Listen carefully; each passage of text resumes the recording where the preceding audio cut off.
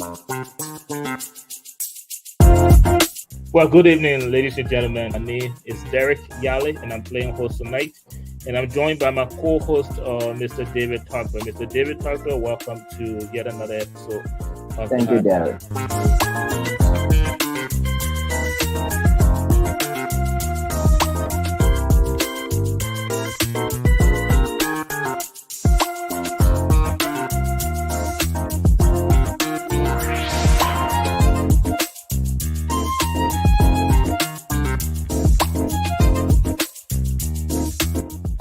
I'm going to agree with you on the role of the media in pushing for debate.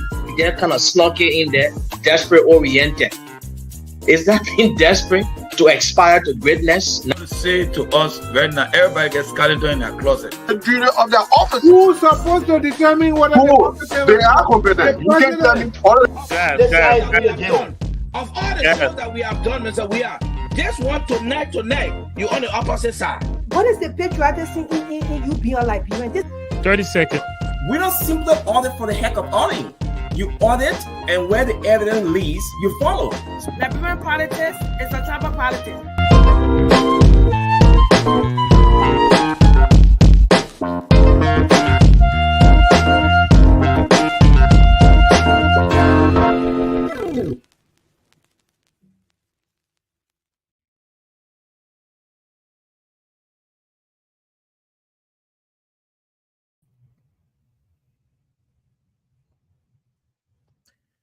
Good evening, ladies and gentlemen, wherever you are joining us from. Welcome to season 5 finale of the Hard Zone. My name is Derek Yale, and I will be playing host here tonight.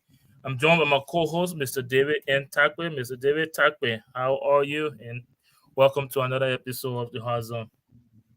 I'm okay, Derek. Thank you, and good evening and good morning to everyone. Thank you very much. If this is your first time joining us, welcome to the Liberia Radio and Television Network. And as you may know, the Liberia Radio and Television Network, or LRTN for short, is a local media institution right here in Northeast Philadelphia. And we also have our office open for business in Liberia. And also the Hard Zone, the Liberia Radio and Television Network tonight is proud to present season 5 finale, episode 12 of season 5, and we have a very intriguing episode and very interesting episode set up for you tonight. So please do us a favor and share this program on your social media pages. Please do so on Facebook and Instagram and YouTube if you can. And just by way of introduction, the Hard Zone is an opinion-based talk show where we feature a team of panelists who would be joining us as the show progresses. We'll feature a team of panelists that discuss issues in Liberia. They are from different political institutions, different political persuasions. And here on the Hard Zone, we dub ourselves as no gimmick, no fluff, just real talk. Tonight, we have our panelists who's in the back that will be joining us. And we will have an interesting conversation surrounding issues in Liberia this week and the week before. Just to give you a heads up on what to expect tonight on the Hard Zone, we will, as always, bring you our current event from the diaspora and in Liberia as well. And for tonight's discussion, since it's the final episode on season 5, we will have an open discussions or open table discussions where our panelists will give you their views on a lot of different issues in Liberia that they found interesting this week. And after that, we will bring you our icebreaker round. If we do have our icebreaker questions for this episode, we'll bring you that. And then after that, we'll ask our panelists for their closing remark and then draw the curtain to this episode. But before I go any further and bring you the current event for this episode, let me again remind all of you to please share this program on your social media page. Make sure you're following this network on Facebook and YouTube. Again, that is the Liberia Radio and Television Network, or LRTN for short. And guys, I can't stress this enough. It's going to be a very interesting episode here. Here tonight, we have our panelists in the back. They're waiting to give you what they have, and your job tonight is to please share this program. And also make sure you leave us your contribution in the comment section as well. With that being said, let me now go over to my co-host, Mr. David N. Takwe, for what he has for our current event in Liberia. Mr. Takwe. Thank you, Derek. And Derek, as you must have heard, last week there was a landslide that occurred in Riverside County, killing a few people, several persons, and wounding others. And so, sometime this week, Vice President Jeremiah Cohn, accompanied by the Director General of the National Disaster Management Agency, Stu Dollar, plus the advisor, security advisor to President Joseph Boyka, uh, Kofi Woods, they traveled to Riverside County to identify, in fact, to see for themselves where the incident occurred and to evaluate to see for themselves the severity of the landslide. So they were there, Vice President Jeremiah Cohn, Kofi Woods, and Mr. Kola, who was the National Disaster Commission. They were in Riverside sometime this week, where they identified with some of the victims and their families, giving cash and other relief items as so that to calm them down as they're going through that kind of trauma following the landslide. They have returned to Liberia now. They have returned to Monrovia now from Riverside so far. And there we just recently, the members of the national legislature, both houses of the national legislature, they took their usual constituency break, as it is often called. First, it used to be called agriculture break, but now it is being called their constituency break. They took their constituency break just quite recently. Some of them remain in the country, some of them traveled abroad, but they wanted to travel. And so, but then because of pressing national issues, President Walker recalled them. And so they have all returned to Capitol Hill, wherever they were. They returned to Monrovia, and they have begun their regular sessions, the special session will last for 30 days. And Joseph Walker, President Walker, we call them bikers so that they can discuss a lot of pressing national issues. Uh, Most importantly, the national budget, which hasn't been passed quite recently. The House of Representatives approved of the budget and sent it to the Liberian Senate. The Liberian Senate, which will now look into the budget, have their discussions, and make the final decision so that the budget can be passed into law. And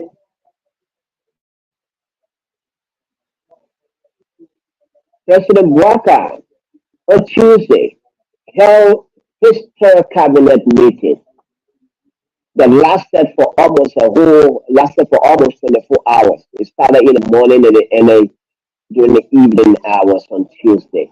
It was his third cabinet meeting, and the meeting mainly focused on some of the meeting was intended, that cabinet meeting, the third cabinet meeting was intended to find out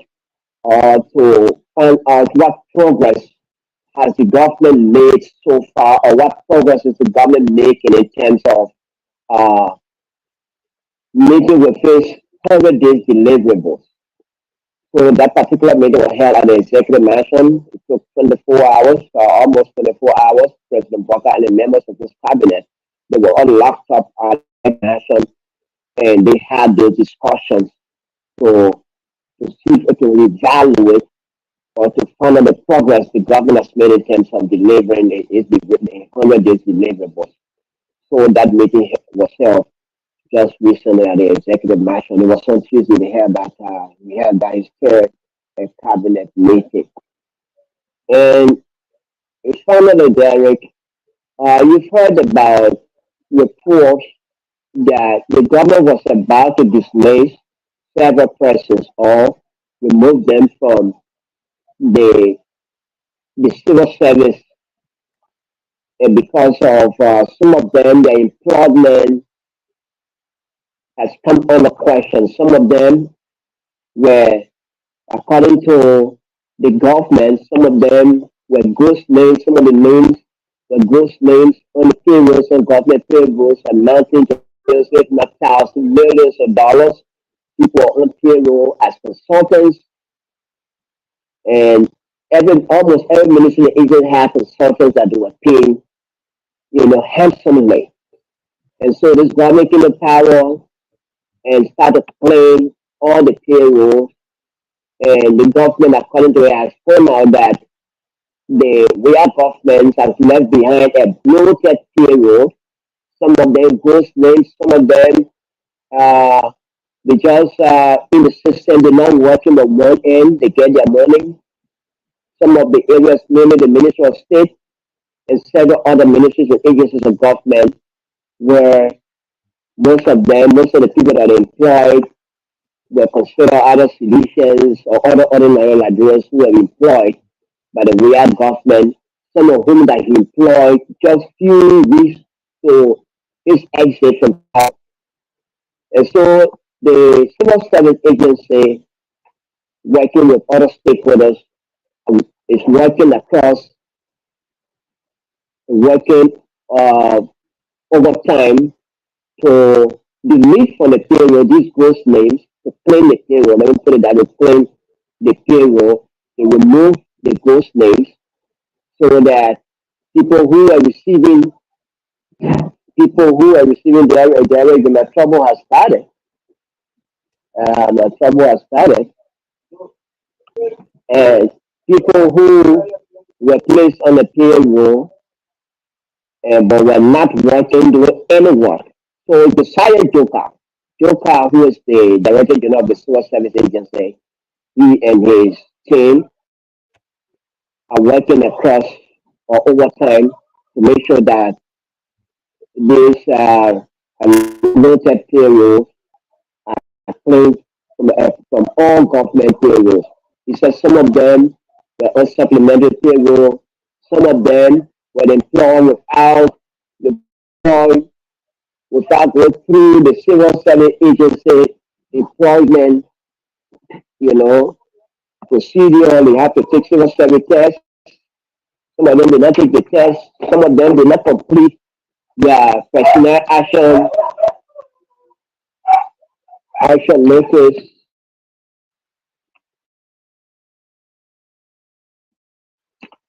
I'm very sorry. I tried to put it. Okay. Yeah, Jerry, sorry. This like okay. I just put. Yeah, while we wait on my Director, Josiah Joke today addressed the Ministry of Information regular press briefing. There where he made the revelation that it is not true that government is witch hunting anybody or those that were employed by Mr. Weah. What the government is doing is to save the government a lot of money, because there are a lot of wasted money that we get put into people's pockets who are not doing any work. Some of those who are on the payroll cannot be found or identified. So where are they? Are they ghost names? So these are the investigations that the current government is doing to clean the payrolls. It's not a strange thing. Even when the immediately past government came to power, it also cleaned the payroll. So Madam Ellen Johnson came to power. She also carried on that downsizing exercise. You remember that, Derek? You and others will remember that. Downsizing, Ellen Johnson downsized. The way came to power, he also cleaned the payroll. Now the Unity Party power, it is also cleaned the payroll that, according to it, has a lot of ghost names. So the government's intention is not to point or which one citizens who were working in the government at various ministries and agencies, but they were not properly employed. They were not employed according to the civil service procedure, civil service agency procedure. Some of them did not appear in the personnel action notice, or they call it 10. And some of them, they started filling in it, but they did not complete it. So these categories of employees are the one that the civil service agency is trying to see whether those who are genuinely employed and those who are employed outside the employment system of the civil service agency. Thank you very much, Mr. Darkware, for that splendid reporting on the current events coming out of Liberia. Before we transition over to the current event here in the diaspora, let me encourage all of you watching us to please share this program on your individual social media pages, and also make sure you're following this network and send this program to your friends and family so that they too may be able to benefit from what we have in store tonight. Reading from the current event folder here in the diaspora, I'd like to begin with Senegal. Senegal this week, Tuesday, inaugurated their youngest president in Bazaru Dahomey Faye, so commonly known as Dahomey, or the Honorable One in the local Sierra language. He won the election with 54% of the vote, and he was inaugurated this week. And just in his inauguration, when he was being sworn into office, Demoy promised to fight corruption. So again, Africa and Senegal youngest president was sworn into office. Staying in that development, one of the first thing he made, the first announcement he made, shortly after he was sworn into office, was appointing his ally Usman Sonko as prime minister. So, the youngest president in Senegal and Africa appointed in his first announcement after being sworn in, appointed Usman Sonko as the prime minister of the nation. Moving on to other development here in the Americas, the solar eclipse or total solar eclipse will cross North America on Monday, April 8th, offering millions of rare opportunity to see afternoon skies temporarily darken as the moon blacks the face of the sun. The eclipse will cut across Mexico, 15 U.S. states, and a small parts of eastern Canada. And just for educational purpose, solar eclipse occurs when the sun, moon, and the earth align. The moon passes between earth and sun, temporarily blocking the sun's light and casting a shadow on earth. A total solar eclipse is when the moon fully obscures the sun, whereas a partial solar eclipse means it blocks a portion of the sun's face. So just a reminder, on Monday, April 8th, there will be a solar eclipse. If you're anywhere on the northeast or the east coast, you will be able to see the solar eclipse on Monday, April 8th. With that being said, that's all we have for you in our current event from the diaspora. And before we bring on our panelists for the night, we would like to again encourage all of you watching us to please share this program on your individual social media pages, and also make sure you're sharing this with your friends and family so that they too may be able to benefit. Again, you're watching the Hard Zone Season 5 finale. My name is Derek Yale, and I'm here with my co-host, Mr. David N. Takwe. With that being said, let's welcome our first panelist for the night, Mr. Prince N. Sharif. Mr. Sharif, welcome to. You're on.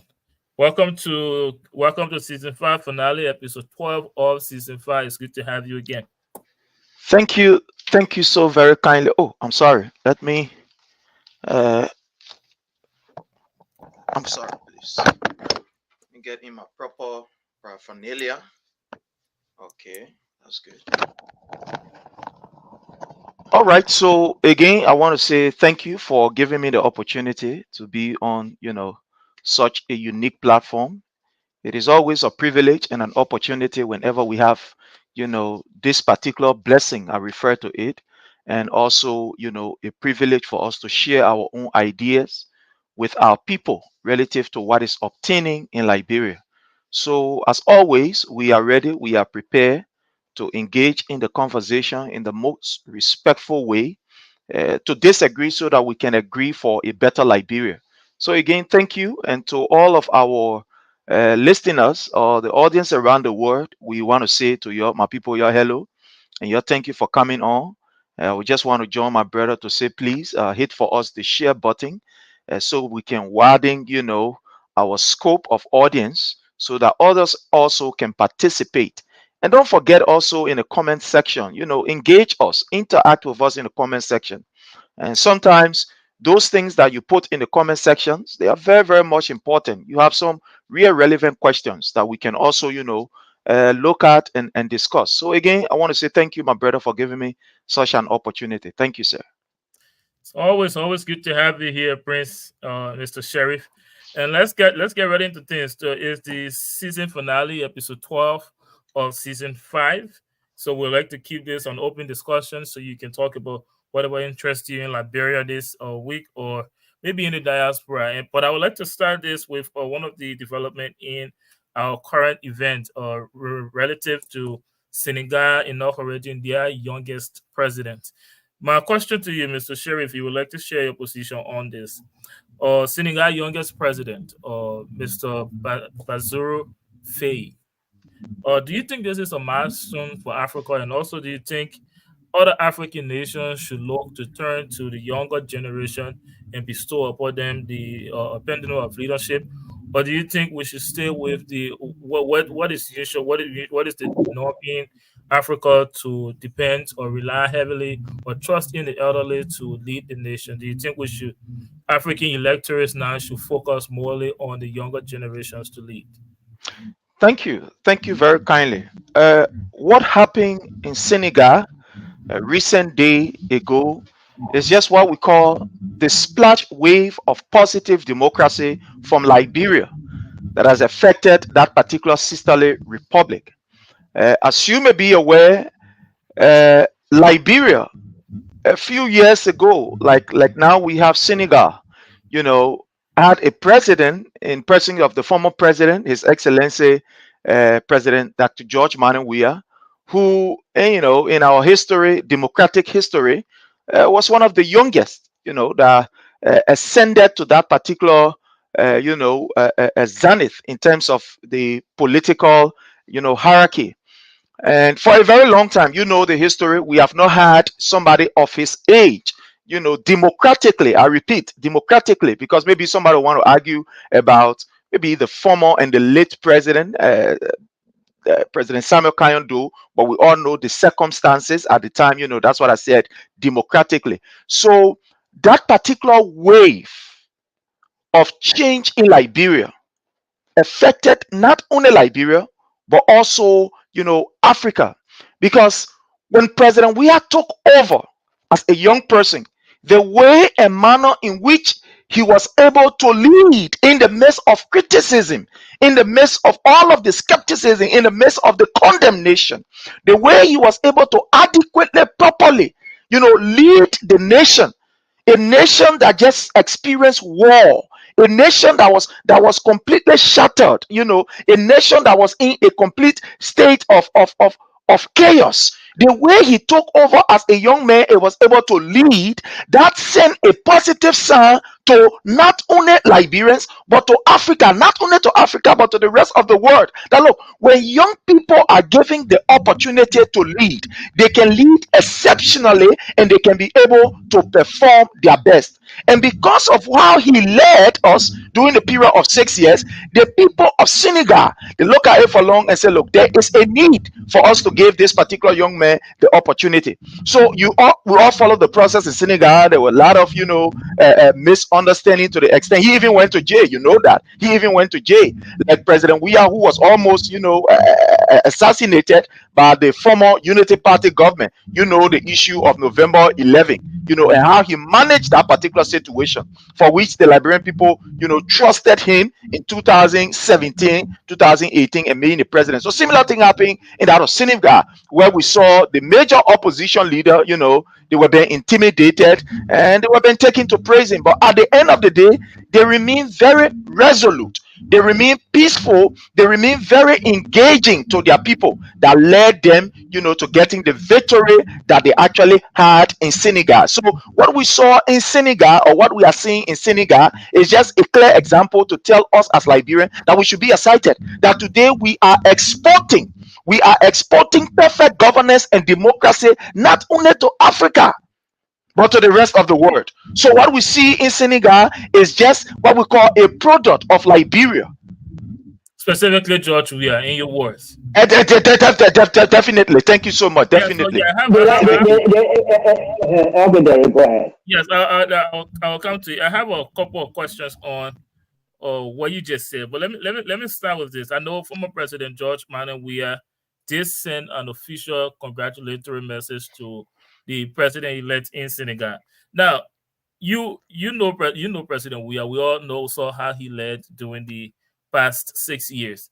Now, based on what you said, though, what are the similarity between former President Weah and the president-elect or President Faye? Because we see he has never served in any elected office before, contrary to that President Weah did serve as senator. So if you can compare and contrast between those two individuals, because you're saying because of George Manuel Weah, the Senegalese were inspired by the way he led. So if there's a way, if you can compare and contrast those two individuals, and then I'll give you the opportunity to do so. All right. The first thing is our own brother Bassirou, who is now the president of Senegal. I want to believe he looked in the playbook of President George Manuel Weah, one as it relates to a managing crisis.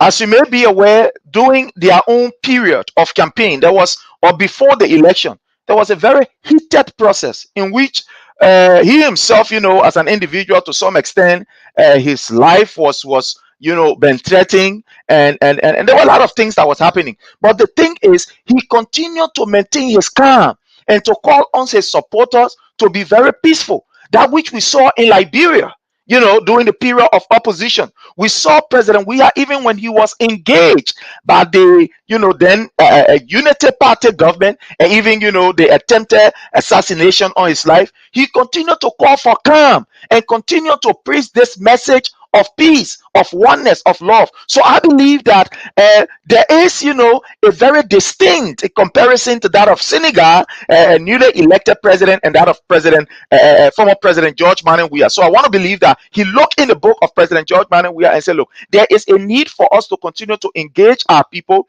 to be very peaceful, to respect the rule of law, even though it is not, the environment is not conducive, but yet let's continue to maintain our cool and engage the process with all level of respect, in a kind of peaceful way. And based on what he saw President Dr. George Manuel Weah, former of the Republic of Liberia, did, I believe that's why he carried that same style of leadership because remember now, he was in the opposition. That he was in the opposition political party, even though he was not the standard bearer or somebody who now is the prime minister who was the standard bearer. But when he went to jail, we all know what happened. I don't want to go through that. We all know what happened. And, as God could have it, he emerged as the man who is supposed to lead the ticket, or who is supposed to head the ticket. So he looked in the book of President George Manuel Weah, being peaceful, being, very, engaging to his people, and make sure that you deliver the results that the people want. So based on that, I want to believe that we can look at that particular incident as one of the most distinct similarity that we can see. Thank you very much. David, you have a question? Yeah, it's the first time hearing that. Perhaps maybe I wasn't around or I didn't follow the report, but I can remember the time when anyone attempted killing George Weah or assassinating George Weah in Liberia. But that is not a question. That is not what I'm leading to. Maybe it will be for another day. Did I hear Mr. Sherry? Did I hear you say George Weah inherited a broken society, containing crisis and all that one? Did I hear you say that? Yeah, definitely. He inherited, a broken society, a society that was highly divided. Yeah. But then, if people listening to you, they'll be wondering whether these attributes belong to Ellen Johnson Sirleaf, who inherited a broken society immediately after the war and set the basis for any other government that would have followed her. Unfortunately, George Weah came. But there are people who believe that all the groundwork that former President Ellen did, all the foundation former President Sirleaf did, all the integrity institutions that President Sirleaf left behind, all the good things that President Sirleaf left behind that were attracting even Liberians in the United States to return home, not only the United States, but in the diaspora, some of them started returning home.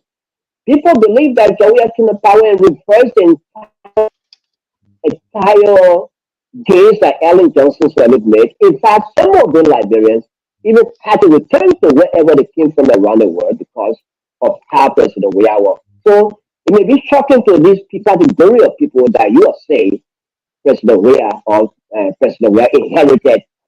I think the attributes belong to Ellen Johnson Sirleaf and not John Weah. What is the question, David? No, I'm telling him that Liberians who are listening to Mr. Sherry will disagree that Jawia who inherited, who inherited a crisis country, a country that was broken. It was Ellen Johnson who came about immediately after our civil crisis, who inherited all the mess and then set the basis, laid a foundation, and Jawia came to power. So why are you giving credit? These Liberians may be asking what is such a credit to Jawia and not Ellen Johnson Sirleaf, when in fact Jawia has been accused of reversing all the gains that Ellen Johnson Sirleaf made. Thank you. All right. So, go ahead. Yeah. So as I listening to you, it is something that we also need to clear the air. Madam Ellen Johnson Sirleaf, and I will say this without no disrespect, her regime was not led by her. We all know that before Madam Ellen Johnson Sirleaf could take over as president, that's what I'm going to. We all went to the Accra Peace, agreement, Accra Peace Accord, and whatever it is called. And that particular Accra Peace Accord gave birth to the leadership of Madam Ellen Johnson Sirleaf. There was the GMAP that was put in place by the international community. That is, since Liberia is from war, there is a need for the international community to have a presence and to help this particular, country that is just from war to transition into peace. So what we saw was a document called the GMAP that brought in experts. We had the GMAP experts. You are aware of that, Mr. Tagbe. We had the GMAP experts that were in all government institutions in Liberia, from the Ministry of Public Work all the way to the Ministry of Finance. We have all of these experts. And the function of those experts that were there at the time was to adequately, guide the governance process of the Republic of Liberia, was to make sure that they can be able to, straighten up things in terms of our own democracy and manage the affairs of what was happening. They were almost like the eyes of the international. That is one. That is the GMAP aspect. Another thing we saw was a very huge security presence of our international partners. We saw about 15 or more than 15,000 armed men. So meaning that our own security was not even in our hands as Liberians. Our security was in the hands of the international community. We saw that. We saw basically the international community doing almost everything in Liberia, from the issue of rehabilitating, some institution, building of roads, hospitals, etc., etc. And we also saw how, money was being pumped in Liberia by our international partner. So basically, Madam Ellen Johnson Sirleaf, in our Liberian world, we say she was there only.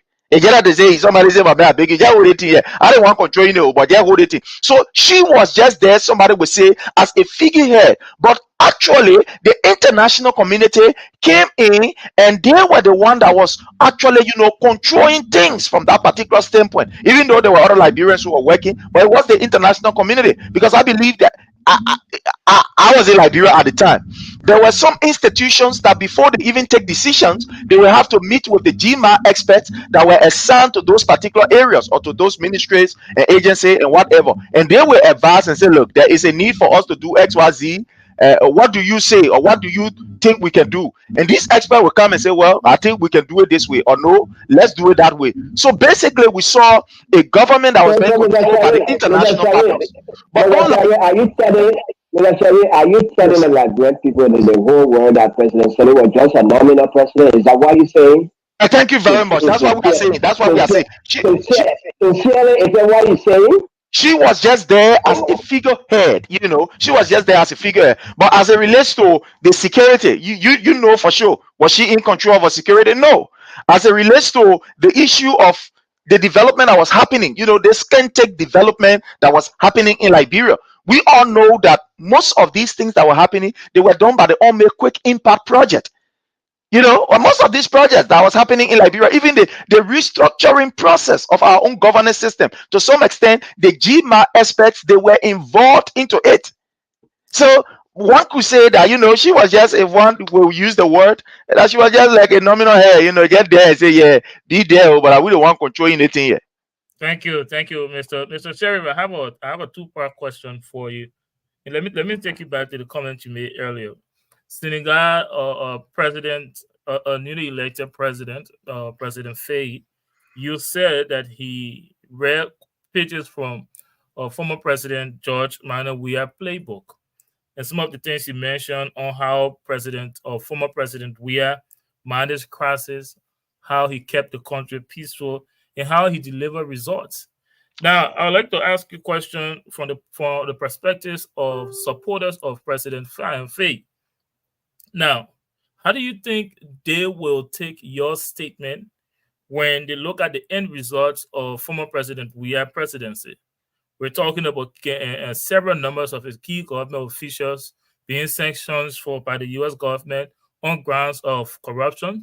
We're talking about a country that with poverty, but where most of their citizens were subjected to abject poverty.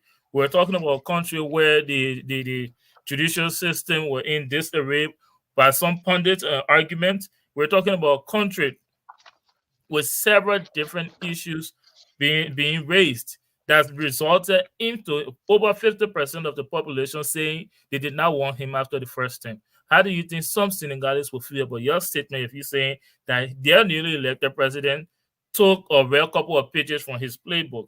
And the other part of my question is, some Liberian will angrily disagree with you, especially on you describing President Weah and President administration to be what it was like a kumbaya, like everything was fine and he was an excellent president. And we just went through an elections where the people said they did not want him. How would you like align your statement to the reality of those arguments?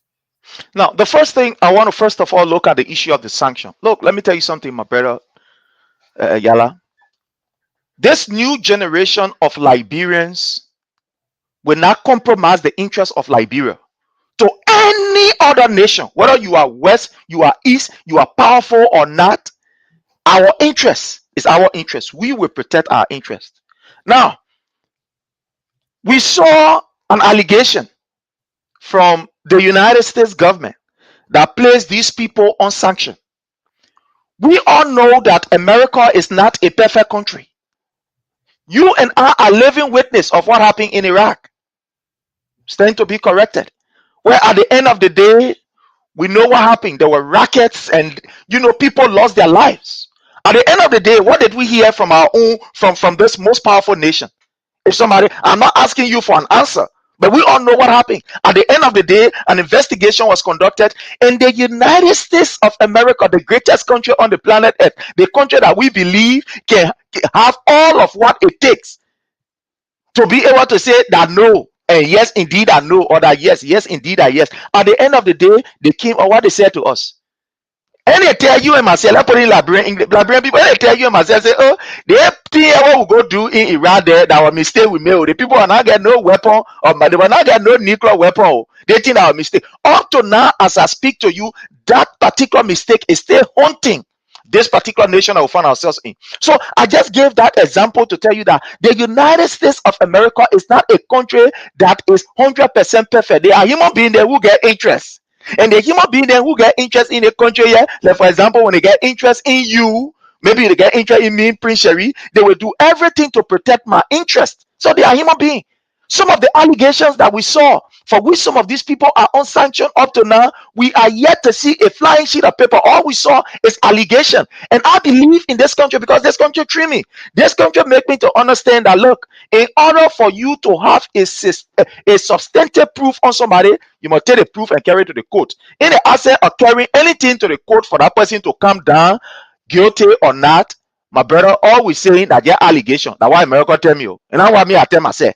So if this country will come and say, oh, the other man on Sanjo because of XYZ, in the absence of a legal process that will make sure that these people are either vindicated or they are brought to book, everything they're talking are considered it to be vla.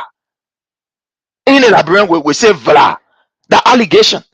So you will not use that as a basis to say, oh, the government decimally performed. No, here in this United States of America, we have lobbyists. There are people who can lobby. If you tell them, say, look at the thing and make it black, they will look at it and make it black once you give them the money. That's the people's job. That's what they do here. And we also saw some of the remarks that these people were making, to the extent that we saw a mayor of Montana in the America here, mayor of Montana, that mounted a platform and he was saying, we will not send money to Liberia because we are the president of the Republic of Liberia because XYZ. We saw that. We are also seeing people intruding in the governance process of Liberia. We're listening to statements, and those statements that people made, if it were to be the reverse with that of the United States, people were to make that statement during campaign time, during election time with the United States, what they will do? They will run to you with sanction. They say they put sanction on you for intruding in their politics, their domestic politics. But we saw these particular statements coming up that later even the United States ambassador, McCarthy, the former ambassador, he said it in his own record. He said, oh, all the things we've been doing were deceive. The people who will get money to, the people that get up false information. Some of the information people get that were lie information. So will you use that as a basis? Did McCarthy really say that? What did he say? What occasion did he say? We can play the clip where he said, you know, do you have the United States. Do you have the clip to play? Definitely. Let me, Mr. Sheriff, though. Let me hold you before we get into the details of all those things, though. Let me try to understand what you're saying here. You're saying those are sanctions, government officials, the U.S. lied on them, and you made a statement that I want to highlight. You say in the absence of investigations, those allegations are flat, which in quote unquote means they are mere lies. Is that your statement? That is not what I'm saying, but that is what the United States is saying. That is what democracy is saying. That is what rules and orders are saying. You know, Mr. Sheriff, yes, sir. I want to understand you. Okay, before I ask my question, I want to understand you. Yeah. You said the sanctions were put on those key government officials, right? The sanctions were put on them. You're saying America, they are human beings just like us. They can definitely. They are not perfect. Yeah. But we agree. We agree. And they have people of interest also. They have an interest. You gave an example. Then you also said, which I'm trying to clarify, that in the absence of investigations, those you didn't say are just allegations, though. You said they are just vlad. You use the word vlad or the local vernacular. You use vlad. And Derek, and that vlad, Derek for others. That vlad in Liberia means nothing will come from out of it. That's what I mean. No, yeah. So it means nothing will come from other. I want Prince to commit to this. It either means nothing will come from this or they are mere lies. I want you to just clarify that. Yeah, what I'm saying is that all of what we saw from the paper that led to these officials being sanctioned, they are all allegations. In the absence of a due process, they are all allegations. It's not something that I am saying. Even the United States of America acknowledge that. You use the even the United States of America acknowledge that. I want to follow. I want us to follow your statement here. Yes, sir. You use the word vlad, meaning what? Are those allegations, like David said, nothing will come out of it, or are those allegations that are just mere lies? When you use the word vlad, what do you mean? Okay, thank you. So when I use the word vla, it means they are just all allegations until they can be taken to the court of competent jurisdiction where these people can be held accountable, or the court will say, yeah, you did A, you did B, you did C. All of what we are seeing in those communications, they are all allegations. That's what I'm saying. Yeah, but the most important question before I continue with my line of question to you, let me welcome the General Monica Shen. Welcome to episode 5 season 5 season finale or season 12, episode 12 of season 5. Mr. Kashan, the general, welcome to the show. The general is in Liberia, as I heard. Can you hear me there? Yes, I can hear you. I Yeah. like your little background you got there. It's just Thank the you. general General, also know who you are. General got that design from Liberia before. I always say he was right in Liberia. He got it from Liberia. Yeah, well, welcome to the show. Just to give you an update. Yeah, thanks, God. Thanks very much. I've been following the show, and although I just came, I tried to crack the stomach down small, so I just came from the gym. I've been following the show, and I hope everybody doing good. And Sharif and David and yourself and our audience share the video and at least let everybody have the opportunity to watch it. We had to disagree and agree. And it's all about Liberia. Would I be in the same? We can't be in the same boat all the time, but the biggest thing and the center point is Liberia. That is what we are fighting for. So whether you're on the other side or not, we are all Liberians and we want good for our country. Thank you. But if you want me to come in, fine, but then I can just wait for No, you. I will come back. I will come back to you. Let me allow Prince to finish answering my question. We're talking about Senegal newly elected president. I don't know if he's going to come back, but let me just come to you while we wait for Prince. So Senegal recently inaugurated their president, the youngest in their history, the youngest democratically elected president. For the 4 years of age, the prime minister is 46. Yes, so we're talking about that, and I asked a question: is that what a milestone for Africa? And do you think other African nations should follow suit and transition over to the younger generation to lead the country instead of the norms, depending on the older generation to lead the country? And Prince was addressing that, and he said, Senegalese or president-elect. No, at least I heard what Prince said. Yeah. Oh, you heard what Prince said, so I don't have to repeat it. So, Prince, No, if you can just go ahead and complete answering my question, and then I will come over to the general. Thank you, General. Yes, sir. Yes, sir. So, as it relates to what you are saying, those allegations that you're putting out there, especially during the, let's say, at the last minute. No, I go on the conference call. Go ahead, Prince. Sorry. All right. During the last minute of his presidency, I think it's a clear example that you have a president that respects the will of the people. And all of us know this gone election was not an election that the now ruling party led us in a very wide margin. It was just less than 16,000 votes. I mean, 16,000 votes. 16,000 votes. That even on my page, I get more than 16,000 persons that even following me here. And I mean, like 16,000. So, it doesn't negate the fact that the CDC was beaten. We understand the political, we understand the hands that play. We understand the hands that play. And there's the reason why we are in the best position to talk about it, because we were there. We know what happened, for example, in places like Nimba County. We were there when we saw, the posture of the opposition, how people were intimidated. And up to now, our international partners, we have not read any report that talk about the intimidation of other people in Nimba County where I was, and I have videos to show to that. To that, I traveled I went to Nimba County, I was in Green Cape County, and etc.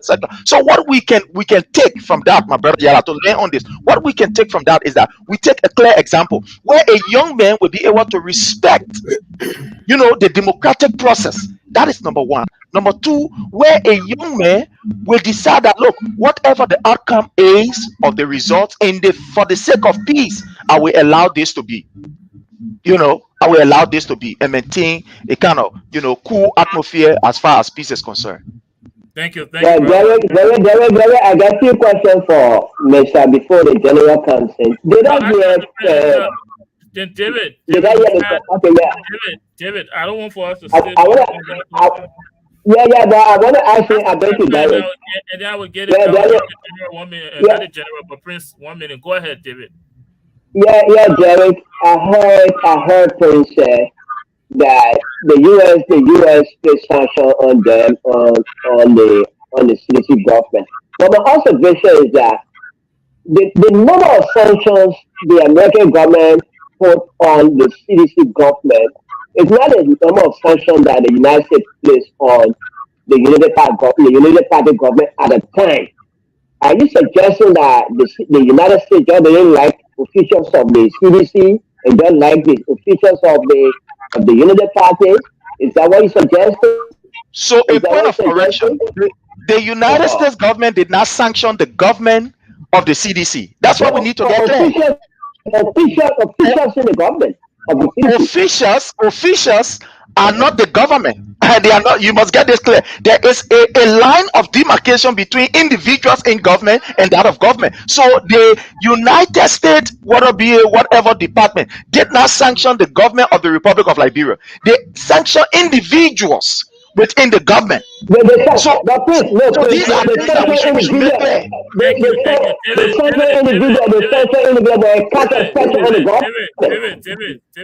Let's move on. Let's move on. Well, I will come back to Prince. I myself have a couple of questions, but let's hear from Mr. Questions. Okay. Before I come to you, General, let me welcome Mr. Boda to the show. Welcome to episode 12, season 5 of the Hard Zone. Mr. Boda, welcome to the show. Thank you, Derek. Thank you. Fellow panelists, I want to say good evening, and I'm sorry for being late. The time was a little bit crazy today. But I'm happy to be back and glad to see all of you tonight. Thank you very much. It's always good to have you. Now, let's go over to General. Give us your position. Yeah, I listened to my brother Prince, and I want us to listen to be careful. You know, when Prince said that Senegal followed the model or example of Liberia, I'm baffled. And I'll be honest with you, Prince. The fact is that I respect you. You support George. You are any way you put it. But Liberians should learn from Senegal when it comes to electing officials. This guy just gave him an amnesty 1 month ago before the election. The two of them, they were all tax inspectors. Which are the job that nobody might even know. Some people they never had no job before. But what the people voted on in that country was on the issues. This ball promised a radical change.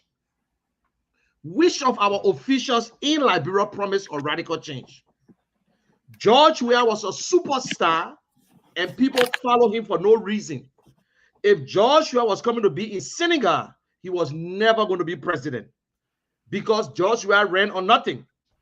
But thank God he's a president of Liberia. We still respect that. Former president, yes. But I just don't want us to continue to give our people false information. Even when you say President Weah they attempted on his life to assassinate him. That's a big word you just used. And for you to say that President Weah took over a broken country, that's a lie. President Weah took over from Ellen Johnson. Ellen Johnson was the one who took over a broken country with $80 million and what's up. But any good leader could have taken from Ellen Johnson and run with the government that Joshua messed up. We all know everybody have a different style. But I'm not going to I will not sit there and dwell on Senegal election, or we got our own election. It just showed to us that you must run on the issues, what will benefit the young people, our people who are suffering. We all know where President Weah left this country. I might not like UP, but it's almost like a football game. 1-0 is a game. They don't have to beat you 10-0 to win. They can give you 1-0 and that's it. And you play for 90 minutes, they give you 1-0. So when you look at it, the defeat of UP and CDC is painful more than, because you know when you go play a game and you show and they score the first goal in our first half or 5 minutes in the first half and you can't equalize. That's how CDC was defeated. Why do you think the people voted against CDC? Because of bad leadership. They voted against CDC or bad leadership, corruption, law and order. But for you to say that George Weah was the best Liberia, no, he got his mark in Liberia. He played his part. But the people voted against George Weah because of hardship. So when you go between George and CDC and UP, the next thing Liberia may say, well, I want to go backward because I was enjoying yesterday. And maybe tomorrow when you come between CDC and UP again, you say, oh, but say UP didn't do nothing, I will go this way. So Liberians need to look at Senegal and say, wow, this guy was just a common tax inspector. He was not a celebrity. He never played soccer. He never played nothing. He just continued to pump when he went to jail before they gave him amnesty. And the people look at it and they elected him. Can Liberia do the same thing? That's the big question. We complain, and I will add my man, we complain that Alex Cummings never work in government. But this guy was just a tax collector. Some people don't know, but he's just a tax collector. Guys who go on the field, who knows tax collector? He never had no big position, but his campaign, his message, he push it, and they elected him. So Liberians need to learn from it. Yes, we understand that we have a nice transition 2 different times now. Yes, I will agree with that. But don't say that George Weah is an example when it comes to leadership. Don't put the leadership part there. Don't put it there. Because if Joshua was an example, they were going to elect all the other football players in the different countries. They were going to elect every one of them. But because Joshua failed, so no football player want to contest in Nigeria, Senegal, and anywhere. All these celebrities, they can never try the football players because Joshua messed the whole thing up. Now, thank you very much. Thank you very much, General. And before I welcome Mr. Weah to the show, let me say this. I'm going to turn on the timer because we have a lot to talk about. I'll put 2 minutes on the clock for every panelist when it's your time to give your position. And if you have to rebuttal, I'll put 1 minute on the clock. But after the 1 minute, I'll be able to interrupt you and give you the opportunity to close on your thoughts. But let me welcome Mr. Ja Winkin Weah to the show. We're talking about Senegal, newly elected president, President Faye. And first of all, welcome to the show. Thank you very much. Thank you, gentlemen. Thank you, Mr. Weah. Now let's go to Mr. Boda so he can give us his position. You've heard from the general, you've heard from Prince Sharif. But let's start with Mr. Boda, Mr. Weah, if you don't mind. Well, democracy is a healthy environment where people can exercise their franchise, their rights to vote and speak up. So I think it's a healthy thing. And Senegal had their own political arena. They had their own dynamics. Liberia and Senegal were all in the West African region or whatever. But Senegal got a lot more when it comes to their politics, what they want. They kind of define their own political environment. So they get their own issues. So you can campaign based on what the population's interested are in terms of what they're looking at, what their visions are, and what they want to lead to. So they have their own issue with the Francophone, with France, the way France are run the Francophone countries. And these guys are becoming to preach that, look, hey, we're going to move away from this model France to be our independent state. And anybody right now becoming radical, you see Mali, you see Burkina Faso, Niger, you see the pattern is going on in our Francophone belt. So that's the kind of message he took to his people. And that kind of resonated with the people in terms of voting into office. And he's a young progressive who you were similarly seeing when Liberian kind of gravitated towards the CDC when the formation of CDC came in. People were kind of led, they felt that were young progressive. They had that energy. You feel that you could be a part of that struggle.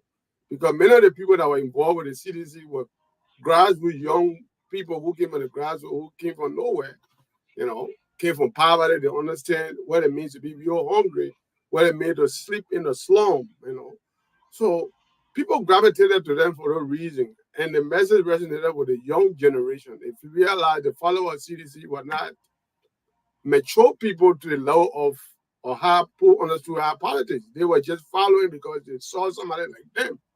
They didn't follow CDC because of message. Thank you, Mr. Boda. I have a 2 questions. I'll give you a minute to respond to them. We have 2 opposing positions here.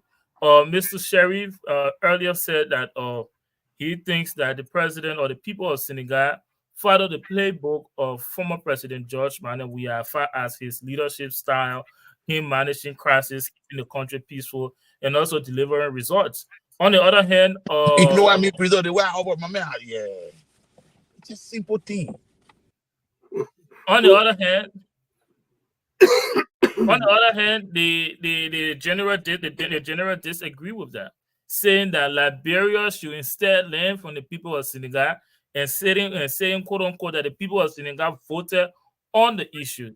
Now, where do you stand on that? And also, just staying to what the general said, the people of Senegal voted on the issues, and he also argued that Liberians don't vote on the issues. What is your position on that as well? 1 minute. But I think if you listen to my intro, I just said that.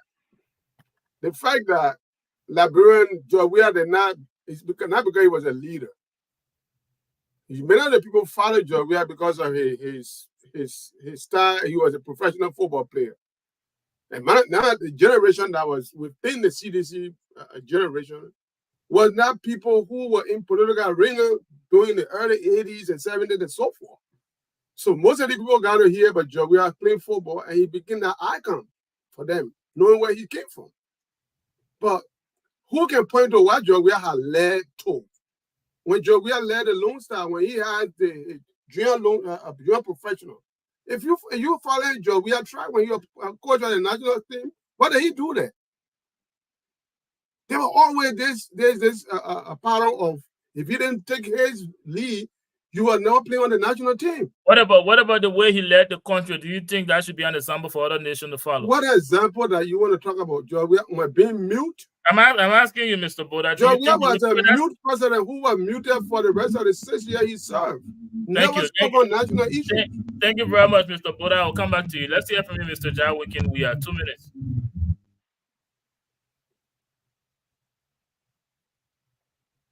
Well, it was good for Senegal. I think the whole continent of Africa,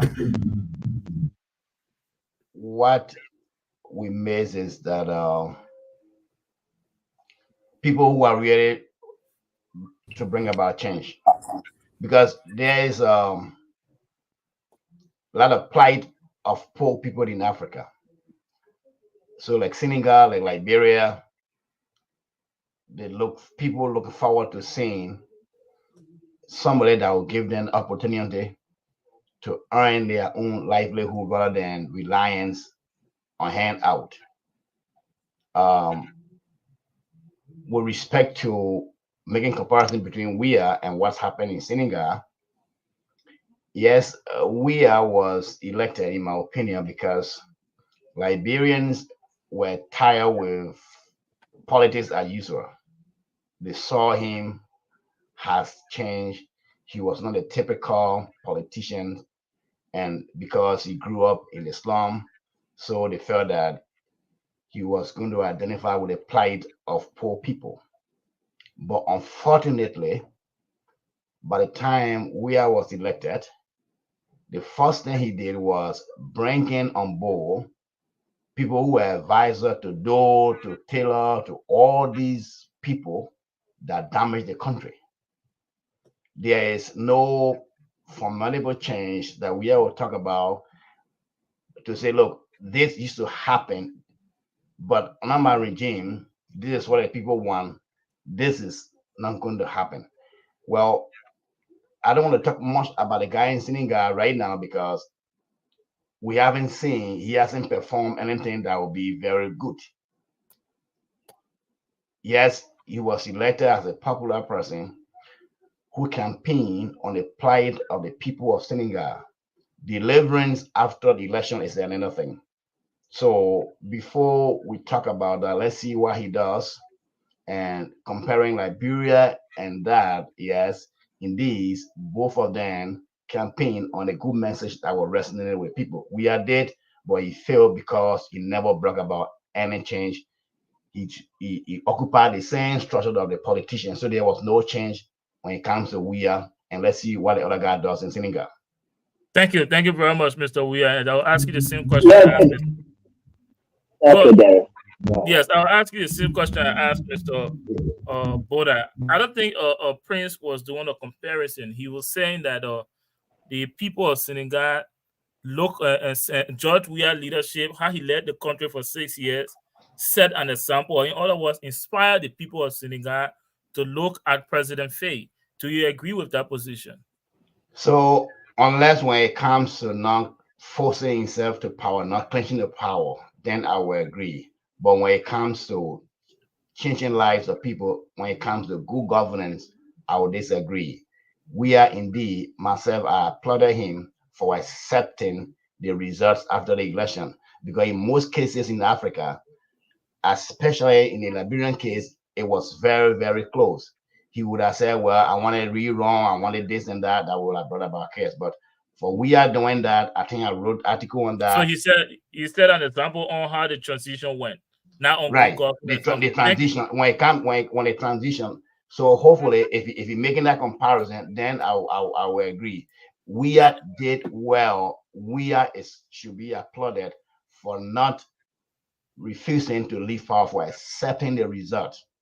Thank you very much. David, you have a question before I go over to... I listened to Mr. Boda and the general, and I didn't hear them acknowledging some of the good things Georgia government did. All what they say is almost like Georgia did not achieve anything. For example, Georgia 6 years, he didn't put any journalism in jail, not jail, any politician, all the messages people said about him. He did not close down any radio station. He did not close down any newspaper. At this stage now, not think that we should also applaud him for, because we are only applauding him because he peacefully accepted the results of the election. But what for other people they threw out the state? Yes, they hadn't just any time. Some journalists went to jail. Newspapers or radio stations were shut down. But Joey says yes. Don't you think you're being unfair to Joey, Mr. Boda and the general? Okay, I'll give you guys. I'm sorry to keep you waiting long, Mr. Sheriff. But just 30 seconds. Just go ahead. 30 seconds. Yeah, you know why? If you ask me what are some of Joshua's achievements, I will tell you. But the topic we're on, I listened to Prince talking about the president and said that they took that Joshua, they look at before they do it. I said, no, I disagree. But I can give you a list of things that Joshua, when you go to brother, you see Joshua fingerprint compared to even Ellen Johnson fingerprint. But when it comes to leadership, I say that's what Senegali looking at. I mean, they're in trouble too. But the things that he did that we'll always remember, and then for the election, we know that, but it's not because of George Weah. That's what I'm trying to say. That's how the topic we're on. So we're not talking about Joshua achievement or whatsoever. That's why we're Thank you. Thank you very much. Now, let's come back to you. Mr. Boda, do you want to respond to David's question? Yeah, David, your question, like what is saying? It's not about, we cannot say Georgia didn't do anything. That would not be fair to the CZ government. You cannot say they never did anything. That is not a true statement to make. That would be unfair to any leader in our country.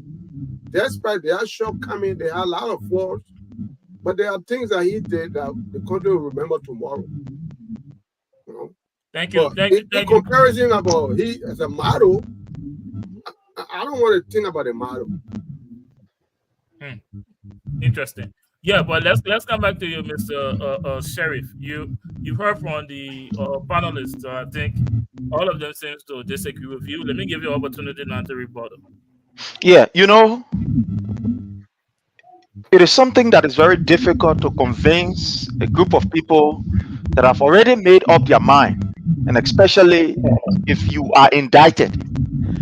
It's like, take for example, what is happening now in Liberia. People believe, some people, they believe that from the very beginning, when the name was mentioned, George Weah, they believe that the man can be president. Amen, not presidential material. So even with all the things he did, affecting their life positively, the education sector, the building of roads, strengthening our democracy, presenting governance in a way that everybody can have their own say, void of being intimidated or afraid that the next morning when I wake up, they still believe that they may have presidential material. So to convince such people, it is very difficult. You can't make it. The only thing you can do, present your case to the people. Now, let me say this. We all understand the propaganda that was played in Liberia.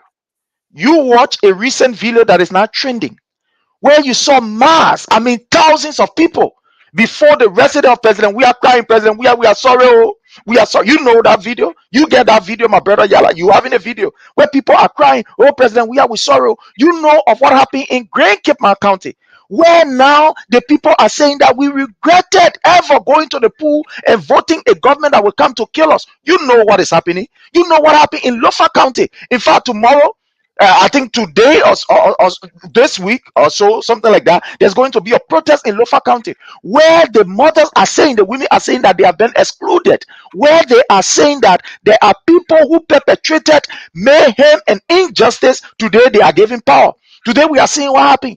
People who were working in government, the people can say 40,000 person, I'm working, we come and move 40,000 person for on the payroll. So these are things that, you know, people who believe in this kind of agenda, there is no way you can convince them. But here's the issue.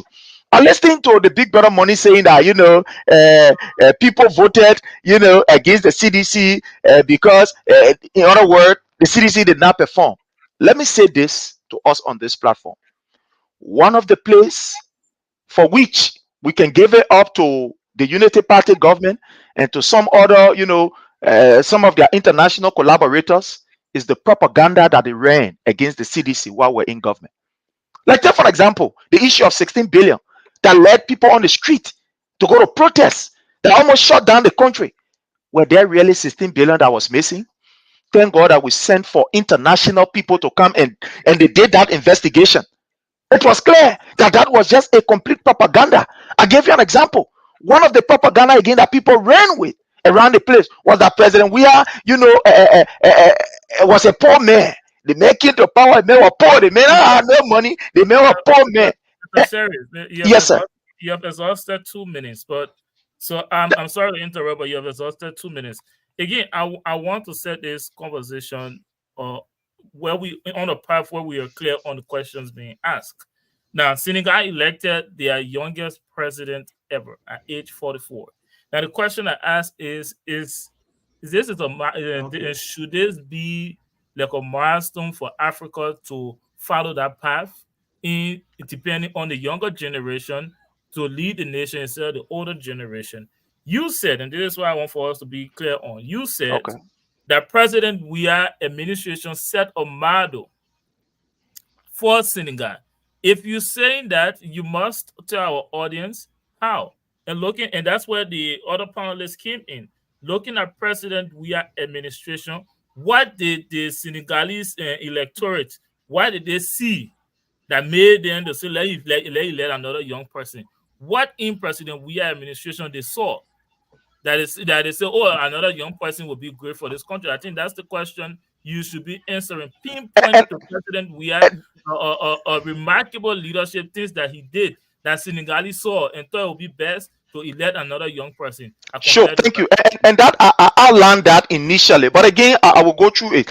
And thank you for making that particular clarity that I'm not comparing, because as far as I'm concerned, there's somebody who have not even spent 6 months in government here, so I can't compare President Weah with him. But what I'm saying is that they bought in his playbook. Now, take for example, you talking about some of these things that the Senegalese look at. They look at a man who was condemned by the so-called political class, a man who was humiliated, a man who was ostracized politically, but yet in all of these circumstances, he continued to maintain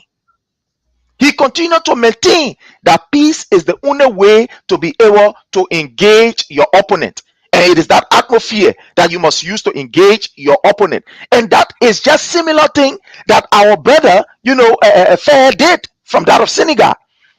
We all know the story. He was in prison. Just a few days ago, they just put a man outside. But even while he was in prison, he continued to maintain his grip on his people and calling for calm and calling them to use the democratic process to unseat a government that they felt, was repressive, was very dictatorial.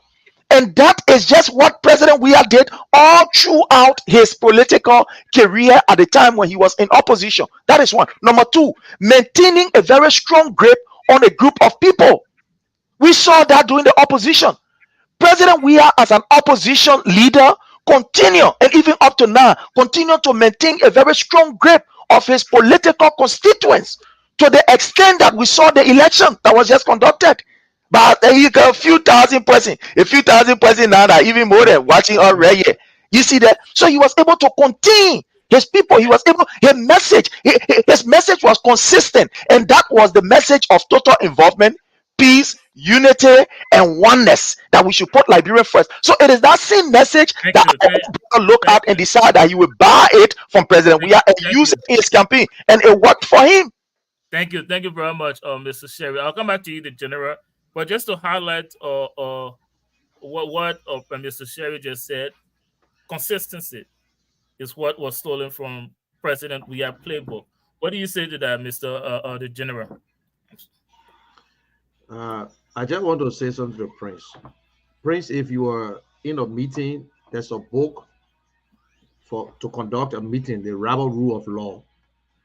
They will always tell you out of order, because the fact is that they ask a simple question here and you carry you, because when you alone just take the floor and talk, we want to come in and talk about Weah too. This question is concerning Senegal, but the host here giving you time to explain the whole Liberia issue, I think it's a problem. Then let's stick on the issue. I beg you, please. Let's stick on the issue. I'm saying that when it comes to Senegal, some people say, oh, the older people can't lead anymore. No, it's not about age. Now the people are looking for leaders. They're looking for people that would lead them, that would tell, that would be able to transform their life, not to take it from their pockets. So the people show, in fact, this guy came third in the last election with Macky Sall. And this guy and Joshua don't have no relationship. The first thing, Macky Sall and Joshua are friends.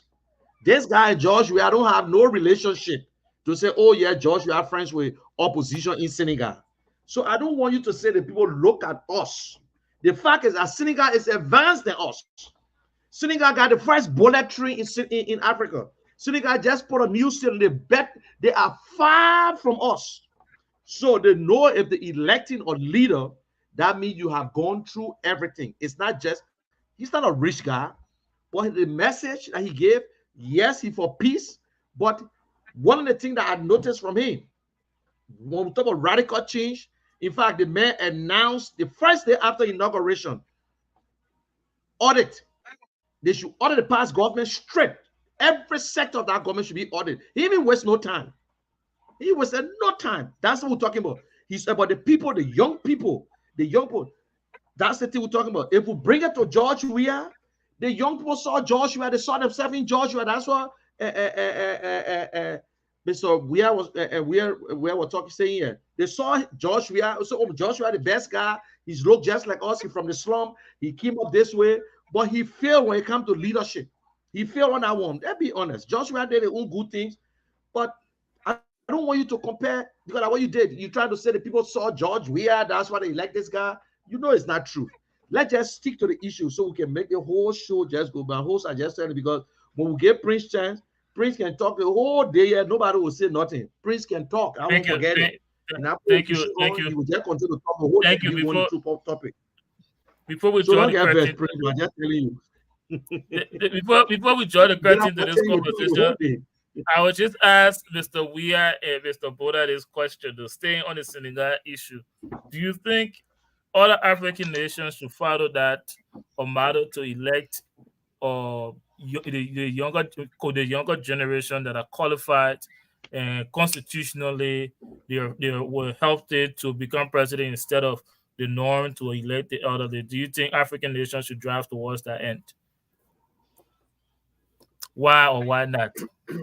Well, look, the thing here is electing a young. Mr. Boda, I recognize Mr. Weah. I'll come to you next. Sorry. Go ahead, brother. Okay, I do not think it is the question of young or old, but the electors look to the candidates who inspire them, who they can look at as an example. So we had old leaders, we got young leaders that have been failing Africa. In our country, we had though at the end, we got a war, but The question here is, when you are a leader,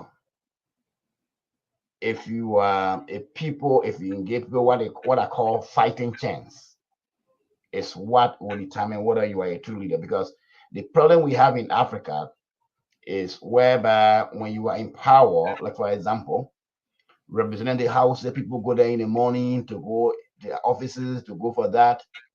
The people don't have a fighting chance. There is no opportunity. What can make a leadership to be better is that if you give something to the people to fight for, like if the young people, if they know that if they did certain thing, they're going to get reward, or if they got training opportunity, that if they after the training, they're going to get this, then I know there is a fighting chance. But if we keep doing the same thing over and over, like when you are in power, you feed the people with money to give them this, that is why Africa is not developing. Thank you very much. Let's hear from you, Mr. Boda. So here's the thing: the young man in Senegal, the political party, there was a political leader who was disqualified, who was contesting the election, and the young man, he has a good record. He works. He's a college graduate. He works in the revenue sector, and he's proved himself by hard work, by being committed to the process. He's not. He didn't. You see the show what he does. He got 2 wives. He has 2 cars, and he characters. So we cannot say young because he's young. Yes, Africa needs young and vibrant people, but we cannot speak too much yet until we see how much you're going to do with this power that you inherited. Because power is thirst. You know, when you get power, you get over thirsty and you start to drink a lot. What I mean by that is that we saw it with our brothers and sisters who came to the CDC government. These are young people who ostracized the Eden government, since the worst thing about how Eden government was corrupt, how this was that, they were the angels coming from heaven to resurrect Liberia. And what we saw, they became more selfish, greed. I mean, you name it. I want you to describe them. What they did to the country.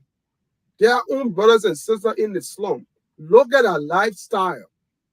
What they did for themselves and what they did for the people who followed them. What did the CDC government do for the young generation that followed them, that were in the street? People that are of your kind, who like you, who feel the same pain you felt when you were young. What can the CDC point into and say, this is what we did for our young generation? All they say, we're free, we pay wire fee. Wire fee from where? What is sustainability of the wire fee? Is this something that's sustainable by government? Primary school, messed up. Elementary school, nothing. Then you pay somebody college school fee, which is an option for somebody to go to college. Where you're supposed to invest the resources is primary and secondary education. Thank you. You didn't invest nothing in it. You talk about you paying wire fee, you paying university fee. I can go to university as a choice. Thank you very much, Mr. Boda, and to all of you panelists for your contribution on this topic.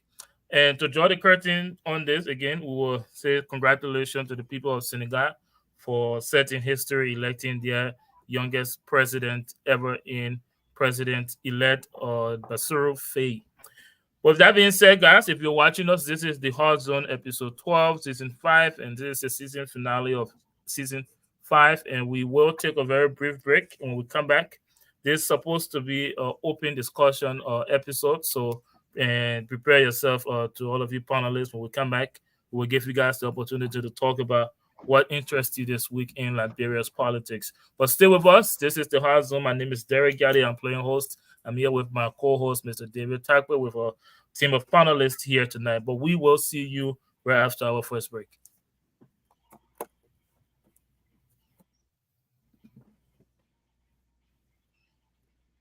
Attention all organizations, NGOs, and social clubs in and out of Liberia. Are you tired of relying solely on social media to run your operations? An effective web platform is your most important marketing tool, and that's where Tiamat.com comes in. Hello, my Liberian people. My name is Sophia, and I want you to consider this. 53% of consumers do online research about an organization before talking to someone from that institution. That means not having a website could be costing you opportunities. Step up your game and establish a professional online presence. Introducing our web platform designed specifically for 501c organizations, small businesses, and political organizations, social clubs, etc. At Tiamat.com, we understand how important it is to make a great digital first impression, which is why we offer you all the help needed to develop, maintain, and host NGOs and small and big organization websites by giving you a full suite of services that includes automatic billing for members, membership and visitor portals, first-class design and functionality, and much more. The best part is, it only costs $20 per month. Upgrade your image today with our customized web design services. Visit www.tiamat.com to get started. This is a Liberian-owned business.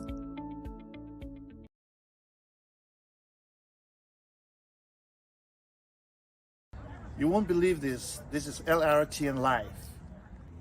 Hey, this is Tommy Harris. You are watching LRTN Live.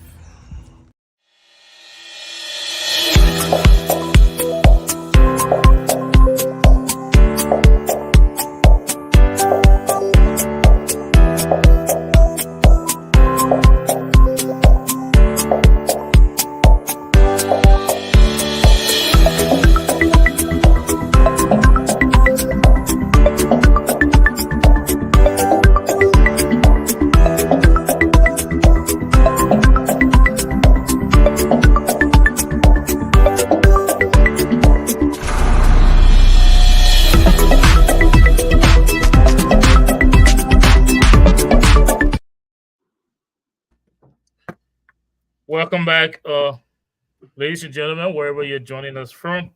You're here on the Liberia Radio and Television Network, and LRTN tonight is proud to present episode 12 of season 5 of The Hard Zone. If this is your first time being with us, The Hard Zone is a opinion-based talk show where we feature a team of panelists from different political institutions, different political persuasions.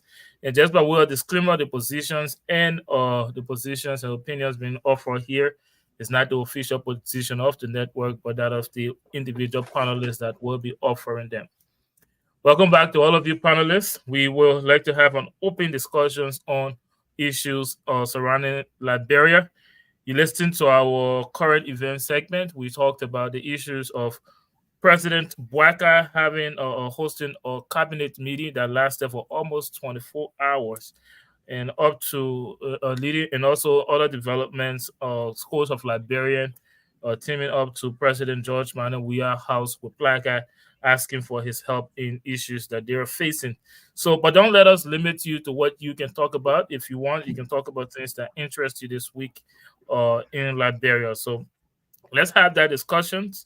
And if you're watching us, please do us a favor. Make sure you are following this network, first of all, and most importantly. And also make sure you're sharing this program on your individual social media pages so that your friends and family may be able to benefit from what we've have in store tonight. With that being said, let me go over to, I would like to start with you, the General. The new administration, the rescue train, and scores of other issues. What is it that caught your interest this week? Well, that was, if my memory can serve me right, that was one of the longest cabinet meetings. But I really don't know what they were discussing. I know, look, to be frank, the country is broke. The country is broke. There are a lot of things on Mr. Bouaka's plate. But some of us, we on the other side just watching. We never got into government before, and they know they in the driver's seat. You know, when you promise your children, you then later on you telling them they should wait. So the burden is heavy. They got to have a lot of discussion where they're going to get money from. And you know, Mr. Bouaka made a commitment to the American government. He got to turn Prince Johnson over. So all these things, they thinking about it, where they're going to get money from. Because if you look at the budget, even they collect taxes. A state will not help the budget. So where are they going to get money from? That is why you see all this little thing coming in and dismissing people. But we'll get to that issue. But I don't know why they stay that long. But if you see people into a meeting for 24 hours, that means it was serious. Something went wrong or something they were talking. I can tell you what they said because nobody know yet. But I know they're in a hot water. Things are hard in the country. And the people are not hiding their feelings right now. They are not hiding their feelings. They are speaking up. And some of the people from UP, they're speaking out too. Although they voted for Mr. Bouakai, I always tell people, I say, no decision is right until it is right. So you vote for Mr. Bouakai and you think it's not looking good, better you speak now. Don't act like sedition that will wait last time because they only can hold their feelings. But UP people, I don't think their feelings under their feet, they can bring it out quick if there's anything. But things are not too good for the UP right now. So we hope things will be good for us, for Liberia, because if it's good for them, it will be good for the country. But they got to just put everything aside and do what is right. Take it one day at a time. That's what I can say. But the Thank you. I'm concerned about it. I don't know why they spend that long. I don't know who the lover had a lower history. Is that the longest cabinet meeting ever? Almost 24 hours. But anyways, we'll talk about that later. Let me hear from you, Mr. Boda, and I have a couple of questions for you to the general, but I'll come back to you. The general, let's hear from you. Not the general, but Mr. Boda. Look, it's quite interesting how people think that government is a flip, is a switch that you're going to flip. And I say that all the time on this show, even before the elections. There's a lot that has to be done to stabilize the economy. And Liberian economy is a sleeping economy. It's not a working economy. You don't have a 24-hour economy. You got this economy that is very stagnant, just 8 hours economy. And you got people, all of the population depending on his. Hi, mommy. The rescue train or the understanding for the rescue train, I think for some of them it meant that they were just going to come and money was just going to start flowing. The job was just going to start flowing. I don't know anybody in that right mind will I think so. Because first and foremost, you inherited a bankrupt national cover. There were no resources in the national cover. Nothing was created in the license yet to keep the economy steady with free flow of money. There was no company created by the real government. There was no investor entering the country for the license yet to start to add what Eden left there. And whatever they inherited is squander most of the resources personally. Then you got people who they're hyping out in their own political camp to just make them feel that, oh, we were better. So they're hyping these people, running propaganda around, making it that they are the best people that can handle these people, take care of the country, which is all lies. So it's going to take some time. I can tell anybody, before you see any tangible movement or anything moving, you're going to see at least a year or into the second year. If anybody who's sincere and ready for governing, that way you will see some level of improvement or changes that you can recognize. Let's pray that if government will be able to start paying people their salary, first of all, to kind of clear under the arrears that were left by the real regime. Then all of the people that they scuffer into various government ministry and agencies, you overhire people that don't belong in those ministries, and you left all of those stuff there, and they have to clean up. So it's going to be a high pain for people to understand that. And they're using the propaganda, they're poking the rescue, they're firing people. If you don't belong in the ministry and you were hired because somebody just stopped for you in the ministry and they were squandering money, doing all sort of stuff, it's going to create a problem. You have to clean up first. You can't leave the house dirty and they say, oh, I'm going to put new furniture. You got to clean the house first. And in order to do that, there's a pain. So what you're saying in short is that the administration is doing some cleanup job right now. Yeah, they have to do a cleanup job. Thank you very much. I'll come back to you with my question, but let's come to you, Mr. Sheriff. Give us your take.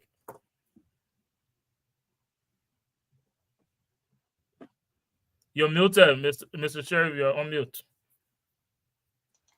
Sorry. Okay. Yeah. There are several issues, but prominent among those is this recent disaster that is happening in Liberia, and the consistent silence or the intentional silence of Joseph Numa Boyka and his people, as if nothing is happening. As you may be aware, Joseph Numa Boyka took over, and since that time, our people have been hit by all kinds of things. Somebody will call it, whether it be a natural disaster or whatever that is happening. I know in every nation, like here in the United States where we live, disasters, things happen and blah, blah, blah. But there is always an intervention from government. And we saw that under the regime of the former president, His Excellency President Dr. George Manneh Weah, when there were, fire incident around the place, even when we had the sea erosion there in Nukuta. All of these things that happened, all of these disasters that took place while he was president, there was always an intervention that was made by the disaster management team of the president. In fact, he himself intervened in some of these situations. But it is unfortunate that with all what is happening, the government of the Republic of Liberia, led by Joseph Numa Boyka, has not issued a single word of courage, have not issued a single word. I mean, sympathizing, or somebody would say empathizing with the people. It is just, I don't know, but it is something that is just so unthinkable that you would think a government that the people went to the pool to vote for, through whatever way, that today these things are happening and that they will be completely silent. Look at what is happening at the Catholic Junction, where you have thousands of Liberians. Today they have been evicted and the government is saying nothing. All of these things, they are all signs of chaos. You have about 40,000 persons who is, according to them, supposed to be removed off the payroll. Now, one thing we can tell Liberia, it is not clear that this government came because of propaganda. The propaganda that they play, President, we have to 3 board and kidney, you put it in a bag like what you are passing with. The 16 billion you get it, you put it in a container, you carry it to your hustle. And President, we had a time ago, you are not doing that in the whole country. At the end of the day, these people use propaganda, and some of our partners bought it and they came to power. But the reality now has hit them. And let me say this. I hear somebody saying, well, the country don't get money. Look, every country in this world that God has created on this earth has money. It depends on how the leader is innovative. Now, what we are seeing in Liberia, thank God that Joseph Numa Boyka Ali made some money there. We took over and there were no money. But when you have a leader that is very innovative, a leader that is very strategic, a leader that maneuver his way and make way, that's what happened. So you found that President, we are in the midst of difficulties with Article 190. He was able, yes, sir. So he was able to lobby for funds and was able to take care of government without moving nobody from in government. We did not put down 12,000 person. We did not put 50,000. But what we did is absorb these people, work along with them, and President Weah was very innovative to make sure that these people are placed on payroll and they are maintained. But today is not what we are seeing. Thank you very much, Mr. Sheriff. I have questions for you, and I'm tempted to ask those questions right now. But let me hear from Mr. Weah first. Let me unmute you. If now want to talk about President Weah, but I think Brother Sherry wants me to go there. I want to remind him that he should stop campaigning. He should stop lying to the Liberian people. Weah, during the COVID time, they collected 25 million. What happened to that money? Nothing. People died several times under Weah. Nothing. Weah was the most global president ever. In Nuku Town, Redemption Hospital, nasty, rats, everything in that hospital. That hospital up to this point. There are a lot of terrible things that went on under Weah. So you should not come today and say, Weah did this, Weah did that. As I said before, Weah was a disappointment. There was no timeline of anything. There is, like, presidency means or leadership means that if you were in presidency, you did something that other people will come and follow. There was no blueprint left there for people to follow by President Weah. Weah only did what previous leader did for Liberia. Worshipping our leaders. They sitting at the foreign ministry, still terrible. Weah were living there. There are a lot of things that are still happening in Liberia under Weah that's still happening in Liberia. Right now, I agree that things are tough in Liberia. And it is also true that under Weah or prior to Weah, there have been a ghost names on payroll in Liberia. Weah didn't bring it there. But it requires a presidency that will put down their feet, even though people will complain, that will clean the government payroll. If you like, you make all the towns in Liberia counties. That will not bring about money. If you like, you employ all the people in government. That will not bring about money. The big government is not a solution to the problem. We need a government that will bring about investment. We need a government that will train the youth. It's not packing people in government. It's not the way our city is being built is wrong. People are congested, piling up, no way to park anywhere. Removing that is not bad, but it should be done properly. But I do not want for you to tell the Liberian people that Weah did best. Weah did a lot of bad things during his regime. He failed the Liberian people. I want to make that clear. There were disasters, rule of law, people were killing still in the street. It's still happening though. But don't come here and tell people that things were better under Weah. Things weren't better. Thank you, Mr. Jawinkin Weah. Let me come back to you, the General. I do have a question. I told you I had a question for you. You know, Liberians are usually caught between two administrations that seems to be playing them. Now, as we can recall, during the runoff elections, again, I'll push this argument for Liberian and tends to argue like that. Most Liberians believe that this was just no good options. They were just going to exercise the constitutional rights. Today, we are in a stage, like you said, the government, according to you, is broke. Now we're seeing the previous administration coming out and saying, oh, we were better than them. Prince is here saying that, oh, President Weah was innovative. He was very strategic. He provided ways for the Liberian people when there seems to be no way. When there were several incidents, President Weah came out and spoke on the Liberian people's behalf, solved problems, according to Prince. No. And I'm sure you know that most Liberians would disagree. Most Liberians would disagree. But we have a new administration. The question I want to ask you, at the end of the day, there are Liberians that still face those real life issues in Liberia. For example, poverty. For example, access to safe drinking water. They don't have it. For example, access to good health care. They do not have it. In the midst of all these political back and forth, who's saying they're better, who's actually better, we don't know. My question to you, the General, what hope is there for the Liberian people based on your position that you think this administration is broke and an administration that is working cannot solve any real problems for the Liberian people?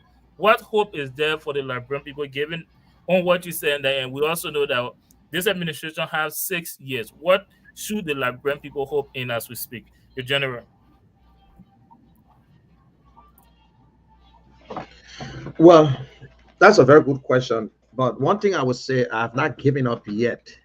You know, I'm not in the business just to criticize, because I will want for Mr. Bouaga to do good, so Liberians will benefit, so Liberians will at least get out of some of the problems they're in right now.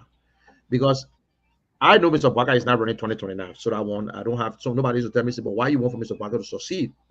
But let's say this, for the last 18 years, the Liberian people saw these two political parties. Now, I understand the trick that my brother Sheriff want to play, that tomorrow it will come down again to CDC and UP, and then they will tell the Liberian people that, oh, during our time, the bag of rice was $14, now you're getting it for $16. That's the same thing the UP did to them in the second round to say, we were better off than you guys. So, but this is not two-party, and I don't think Liberians will fall for it this time. So that one, I can rest assured. But this government will have to do a lot of stuff, my brother. I'm one of the person who offer small government. But every government is not about George Weah, from the Charles Taylor, from the Ellen Johnson or whatsoever. Ellen Johnson brought in people, they employed them at Civil 7. Some people were already there before, and I sure they brought in other people. When President Weah then came in, they added their own. They added almost 15,000 jobs. But if that government was going to encourage companies, businesses to come to Liberia, then most of the people are going to go in the private sectors. But nobody will concern for the private sector. That is why when you ask President Weah the other time, he said, I created jobs. How can you create government jobs? So what they did, they put all the people in government, other than that Civil 7. Then I political appointment. They go, no, you go to this place, go to this place. Now, UP is in charge. UP is going to be the most experienced government, not because John Brown did it wrong. You should do the same thing. If you want a small government, the first example, I believe, it is on your own people. Because removing the sedition first, and you're going to put a UP guy there, it makes no difference. So let everybody go through Civil 7. What are you UP and whatsoever? You will lay people off. But laying them off according to labor law, if somebody spends 6 years and you just want to lay them off in Liberia like that, you got to do something. If at 3 months, 4 months, I think 1 month per every year, you pay them off and say, listen, now if you redundant or post, you can't bring another person in. That's correct. So UP still bringing UP members to work. Thank you, General. So there are a lot of things going on. But this government, they got a lot of things they got to work on. But I sure we go do. You've exhausted your 2 minutes, but there is this key point I want you to question. I want you to answer. But let me hear from Mr. Boda first, because my question to you, Mr. Boda, it always seems like when it comes to you keep pushing the Liberian people back. You're saying government at that process, you got to wait. It take a year. It takes time. It takes time. But during the campaign, though, the Unity Party carried this rescue train with this most experienced person that knew about government. So if vis-a-vis Liberian men were how the former president and former president Ellen Johnson ran the country. They are convinced the Liberian people that if they did not support that ticket, they don't love Liberia, because this man was very experienced. He had all of the solutions. We are here today. Liberian people's situation, they are still in the same situation, if not worse. And you're pushing them back. You keep pushing them back. What can you say to those people that are giving up, that are saying, oh, maybe we just elected the same people that were there yesterday? What can you say to them? Continue to wait. You know, I don't want you to say I'm pushing them back. Well, it sounds like it. You keep saying they should wait. Go ahead. Let me give you the opportunity. Go ahead. I'm speaking to you realistically. I want you to understand realistically that if you are, I'm gonna give it to you like a father. Your children were hungry. They said, "Oh no!" I said, "When I get a job, I'll take care of you." You get the job. You think you're just going to go buy a new house tomorrow? It's not possible. What I'm saying to you is, government has the rescue the government, the Unity Party is here to do for the Liberian people is to create a structure, revitalize the system that Ellen left in place, that were moving the country to a better heart. When the CDC-led government took over, they didn't have the struggle that the Unity Party is struggling with right now. They started a government that was well recognized by international community. The government was recognized. This country was on a path to better prosperity. They met the call with money in it, and they came and blew it out. Now the Unity Party is back trying to restructure government and try to sell up everything so that when you start to move in the right direction, you will not have the horror that you're having now. So if Liberian people are sitting back, and many of them don't have the education, they don't have no skill, there's a lot that government have to do to prepare you for job market. Who's going to hire you when you don't have the requisite skill? And where you think they're going to hire you in government? First of all, government has to create every environment. That is security. Make sure that there is security in the country, there is law and order, that you can protect investor money when it comes to invest in the country. So all of these things takes time. The international community is watching. Investors are watching. They're going to give you a period of time to see what official government now will do within the next 6 to 7 months or the year time. That takes time. So Bouakai government how to negotiate for investors to come in. They're not just going to come tomorrow and say, yeah, I'm going to bring my million and dump it. When the banking sector, they are not paying anything. All the corrupt practices still going in government. It's going to take time. I can trust you. Now, it's going to take time. Now we're seeing the first 100-day deliverables. Now, my question. Let me ask you this question though. So, we saw the elections, heavily divided elections. You're saying it's going to take time. What and just from one of our commenters, they're saying that it seems that President Bouakai has no clues on what's going on in the country, and he's also just doing whatever the people around him is telling him to do. Now, my question: what is President Bouakai doing now to give the Liberian people hope that things are going to improve eventually? What is he doing now to give Liberian people hope? I can just tell you, you have to first of all look at all your string of finances, where money have been going in the government. So first of all, you have to cut back on expenditures in government.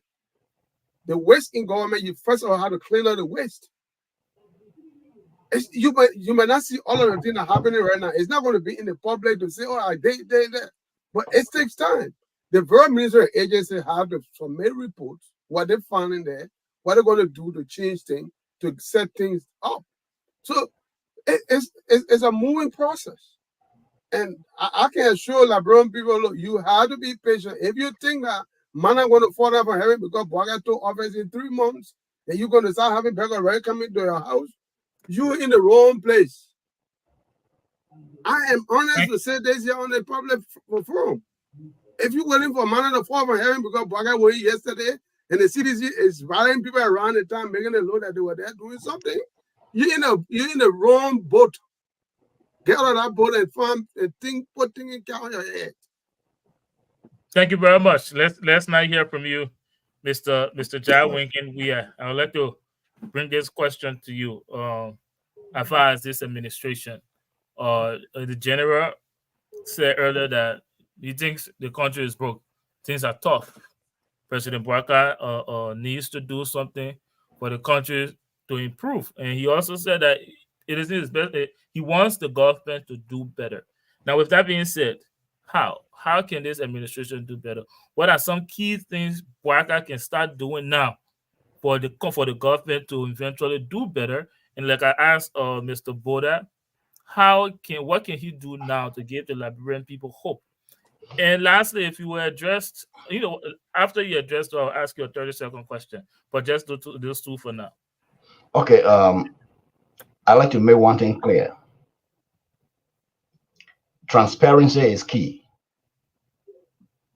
I know very well that this government started out on a wrong footing, which I criticize about the distribution of the $5,000 US for celebration or whatsoever that were given to constituency to celebrate. That was wrong. That was a wrong beginning. That money, as I said before, water business high in Liberia, that would have built some good wells in the communities. But I don't know what has happened about that. Up to this point, we haven't heard any clarity. The other thing is that Liberians are hopeful that Bouakai has been wanting to become president for a long time, hoping that he had the experience because he served as minister, as vice president for a number of years. So there was that expectation after they were disappointed by President Weah. But the problem I see with this government is clarity of explaining things with timeline. Yes, Liberians are waiting. Yes, Liberians are very impatient. But what is it what is the problem, clarify to them, say this is the problem. For example, they talk about water and sewer. Water issue is major issue in Liberia. So the way to explain to Liberian people is how much will it take or will it require by the government to make sure that there is a water through Al Monrovia, for example. And with that, how much government has and how is it going to start? Which area are they going to tackle first? Thank you. That is transparency. So it's not just saying we are broke. It's not just saying this is not there, but the Liberian people needs to know. The Liberian people need to know how much you have, what is the real problem, and what will it take to face the problem. Thank you very much, Mr. But let me ask you this question. Can I get a point to my brother? Talk about Labrampo. Yeah, I'll give you. I will give you 30 seconds, but we'll have to go to Mr. Sherry. 30 No, you say you have a point to inject. Let's go right ahead. Yeah, he's talking about the government need to be clear. I think the government told the Labram people what they meant in the cover. There was a conflict of some $40 million that were left there. Government said was not $47 million. So those are all information provided to Labram people to know that, hey, this is not true. This is what the man left. Say he left, it's not there. So you should understand there was a big gap of falling. That's why I just want to make that correction. That the government is communicating with its citizens, but expectation, people think they're going to get manna to fall from heaven. It's not happening. That's why we're hearing all this. Well, I think you're reading on the screen. Someone asking who asked for manna, but anyway, let's go to Mr.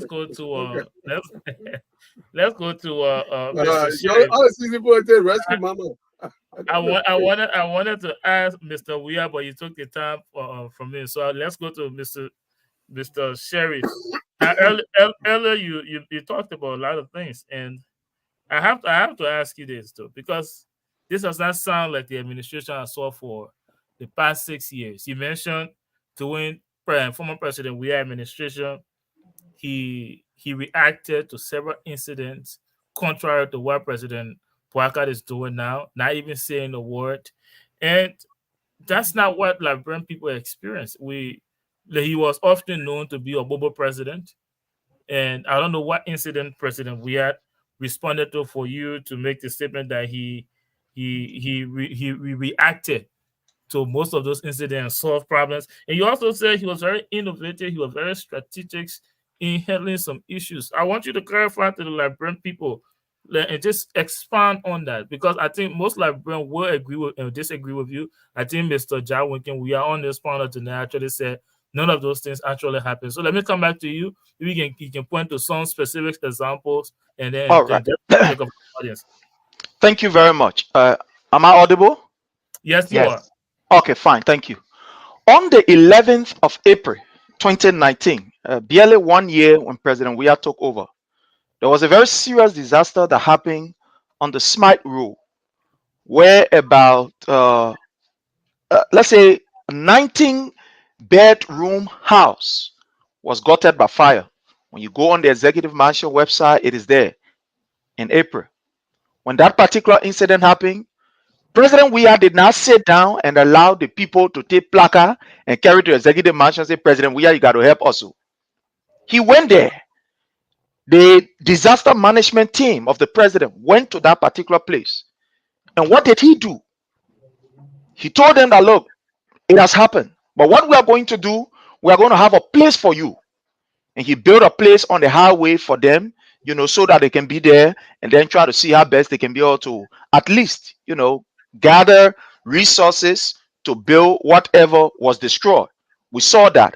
In Newtown, for example, when the issue happened with this, erosion, one night we all experienced, a very terrible news from Liberia where there was a serious erosion. I think there were about, let's say, pretty close to about 197 persons that lost, their homes. Immediately, President Weah went there. He did not say, let the people come to me to come cry, let them hold placard up.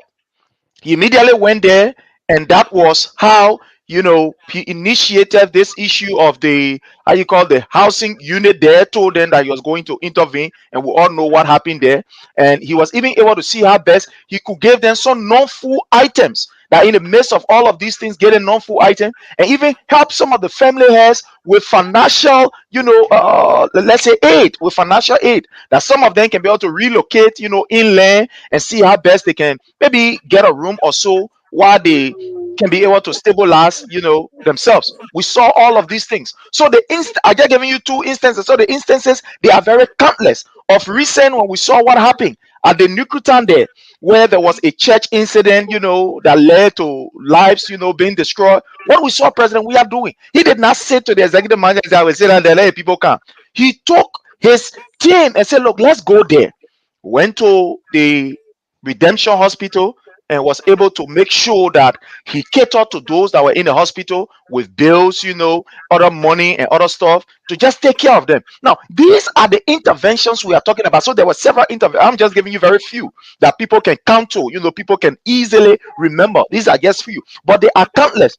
Now, with the issue of President Boyka and his team, before I even forget, let me just tell you, up to now, I don't know whether we stay running campaign or we get government in place. I don't know. Because the Unity Party is still in campaign mood. They are still in campaign mood. Look, listening to them, all of the media that they control when you go there. If today now President we are shoe that are failing, tomorrow that President we are waste watch. If now President we are waste watch, that the hardware he was using the time he was to Mexico. Look, the United Party must be serious. And this is what we are saying. Look, my brother Yala, we will not sit down and allow the Unity Party to destroy the democracy that we have bled, that we have died for. President, we have made sure in order for that democracy to be seriously cemented, to be okay, and to be in a manner that all of us can appreciate, there were sacrifices that we made. You think you come into government, you think that Kennedy will come and get you. Look, government, when you come into it, there are challenges. Nobody tell you, say, oh, go sit down. They said, my brother, go sit down. When they were coming, they knew all of these things. They knew, let me lay on this. They knew all of these things, that they were going to be town, there will be no water, there will be no rest, really season, the road will be this. And what they told us, they said rescue. I listen to somebody saying, and you must cut down expectation, and they think you must cut down. You cutting down what? When you told all that you come rescue, you said, look, these are some of the things that can really anger us, and we will continue to say to our people, any attempt by this government to think that you can witch hunt or take our people, look, we will make that country politically ungovernable, democratically uncomfortable for them. We can say that. Thank you. We know their speed. This was what they did in 2005 to just lay on this. This was what they did in 2005. When they came, what did they do? They lied to our people. Oh, we will dance out, we will rest out, we want a small government, we want an effective government. At the end of the day, they took our people out of job. But this particular dispensation, it will not happen. We will gather resources, we will confront the government through the legal process, and we'll stop them. Thank you very much, Mr. Sheriff. I see your hands up, Mr. Weir. Do you have a comment to make or a rebuttal? Yeah, I get a comment to make. Well, I want to make it clear first of all that I am not a spokesperson for the current government. But I respect anyone who comes to power. My policy is that everything should be done right for the Liberian people, not for the people who are in power or who support a particular candidate. My candidate was Yawan Gonglo, who I still respect. I believe that I can do better than any of those two guys. But here is what I have to say. Prince, you are accusing the Unity Party of campaigning, but what you are doing is more than campaigning. Yes, what you are doing is more than campaigning. I am always in Liberia all the time. The picture you are telling the Liberian people that things are rosy, things were rosy under we are. These are not true. I never saw we are one day having a press conference taking questions from journalists. Never ever. The same thing with Baka. At the same time with Baka. As president of the country, and the mistake you are also making is that the presidency is not like welfare center where the president takes money and give and do this. No, we need to have institutions that will be responsible. And this is one of the problems we have in Liberia, where the president take the money and give it out as though that his own money. That's the country money. It should not be used in the name of the president. It should be used in the name of an institution. We need our institution to be functioning. not the presidency to just dispense any money at will, to give it to girlfriend, doing this place. No, the government is responsible, but the money should be appropriately applied when something happens. The institution that responsible should be responsible to spend the money, not the presidency just get up in the morning and give our money to this Tom Brown to pay children's school fee. That is not for the presidency. The constitution did not say that. So, and that is why people are worshiping leaders in our country. Our leaders are servants of the people. Thank you, Mr. Weah. If I may ask you a question though, because we see some media institution actually put out development where some citizens went over to former President George Manuel Weah House for him to help intervene in their issues. Do you think that is a sign that they actually do miss his administration? It's wrong. I know Weah did not study. People in Africa do that. That when you are in power, that's what I said earlier. Like even if you are representing the senator, people go to your house for this problem, and that is part of the problem in our country. And the reason is that let me ask this question. I don't think you understand it. They didn't go to they knew former President Ellen Johnson house. They didn't go to a house. They went to former President George Manuel Weah house to intervene on their behalf. Do you think again that is a sign that they miss his administration? Well, no, I don't want to believe so. Probably that were his supporters who were disappointed that he was not elected. It could be that. And because when he was in power, he was using the office, which I just said, the presidency, to give out the Liberian poor money in his own name. So to prove that, yes, that's the reason. So that is why it is bad for the presidency to use the country money as their own money to solve problems. That should be channeled through the appropriate institution. That's my point. Thank you. We are did them because that's why people are going to him, because they think that he did it when you were president. So let's see what he does now. You're not having the money. You were giving out the country money. That's why they went back. That's why they were going back to him. Yeah. All right. Let's hear from you, or the general. First of all, if you would like to rebuttal to anything from any of our panelists, you can do that. But let me bring that question over to you. We saw some citizens going back to former President Weah House, not Ellen Weah House, for him to intervene on their behalf on some of the challenges they are having. What do you think of that? Well, to be frank, the only thing I think about is sedition. Nobody else. I'll be honest with you. The people who went to President Weah are President Weah supporters. When there will be no way. Look, you see, let us be honest here. We know the trick in Africa. We know it in Liberia. We know what's going on. There was not no Tier 1 Gonglo supporter that went to Mr. Weah or Liberty Party or all the other party. It was seditions who went there. Oh, we're missing that a leader. They're missing. And in that particular community, there were more sedition in there than any party. You know what I'm saying? So the law is the law. I don't know how long that case been going on for. And they took them from there and they went, oh, Mr. Weah, we're missing you. Some people are still saying that they're missing President United Party when they were going against George Weah in the second round. So that one I said, but I want to answer I want to just report something about Prince. When George Weah took over, when President Weah took over, in his third month, there was a disaster that took place in Nimba County. I know everybody know about it, the mine. The mining that went down, there was a landslide at the mine in Nimba County where 37, almost 40 person died. Mr. President Weah never said anything about it. President Weah never spoke publicly when the auditors died. We know he went to other places. He went to Nukru Town when the fire was there. That's why people said that President Weah was only catering to people from the southeast, which was wrong. President Weah built houses, used government money and built a house. We don't know what the outcome. There is no way you can give people free house. That's not your money. It was wrong. We all know that. But what they did it for? Politics. So when I see it, look, I don't like these two parties. I'll be honest with you. The CDC and the UP, they're no different. And I agree with Mr. Weah, what he just said. They're complaining. There's like the UP complaining that we should give them time. Oh, but they gave the Liberian Port time when they spent $630,000 on an inauguration that they can't give account to it. And also $365,000 given to all the Unity Party, 5,000. They also gave checks out to bribe lawmakers. All these things. The Liberian Port hearing it. What you expect them to do? You got to take care of the smaller issue before you go to the big one. And the same to President Weah when he took over.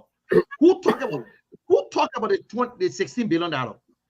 It came from the Justice Ministry. It was the same Weah government that complained, that said yes. First it was $9 billion, then it went to 16. Eugene Nangbe on radio, they themselves told the Liberian people, say yes, money got missing. Then they came back again because Liberians are stupid people. They say, oh, nothing lost. But you forgot, even President Weah admitted there was some $16 billion. Eugene Nangbe, all these people. So my people, look, we got to move forward. But the fact is that we're on this government now. This government are in charge. CDC, they can be on the campaign because they campaigned for the last 6 years when they was in power. That's why the people moved there. And I see UP doing the same thing. So they are all doing the same thing. These two parties, I pray to God that Liberian people will understand that these two parties for the last 18 years, they can't take us nowhere. Thank you. Bring it down. They're here to destroy our country. If we don't be careful. So the game that Sheriff is playing here, that you think you can bring President Weah back to Liberian people, my brother, I don't want to. You can try your best. But the fact of the matter, let's move forward and let's see what the government can do. You can criticize on the real issue. But don't can't be telling people to take us back and say, President Weah this, he innovated. President Weah never had one press conference with journalists before, with any journalist. He never sat with them, and Mr. Weah doing the same, and Mr. Bwaka doing the same thing. The only thing I would tell between President Weah and Mr. Bwaka, I leave President Weah used to preach in the church and he can sing. When he wants to talk to sedition, he go in the church. But he don't talk to Liberian people. He won't speak to sedition. Even when President Weah having program, they turn it into CDC program. Like my brother here, they invited us. 1 second. They invited us from Maryland. I saw on the thing that said diaspora Liberian. Prince Sheriff was the #1 person who looked at me to put me out of the hall. That I cannot go there because I'm not supporter of President Weah.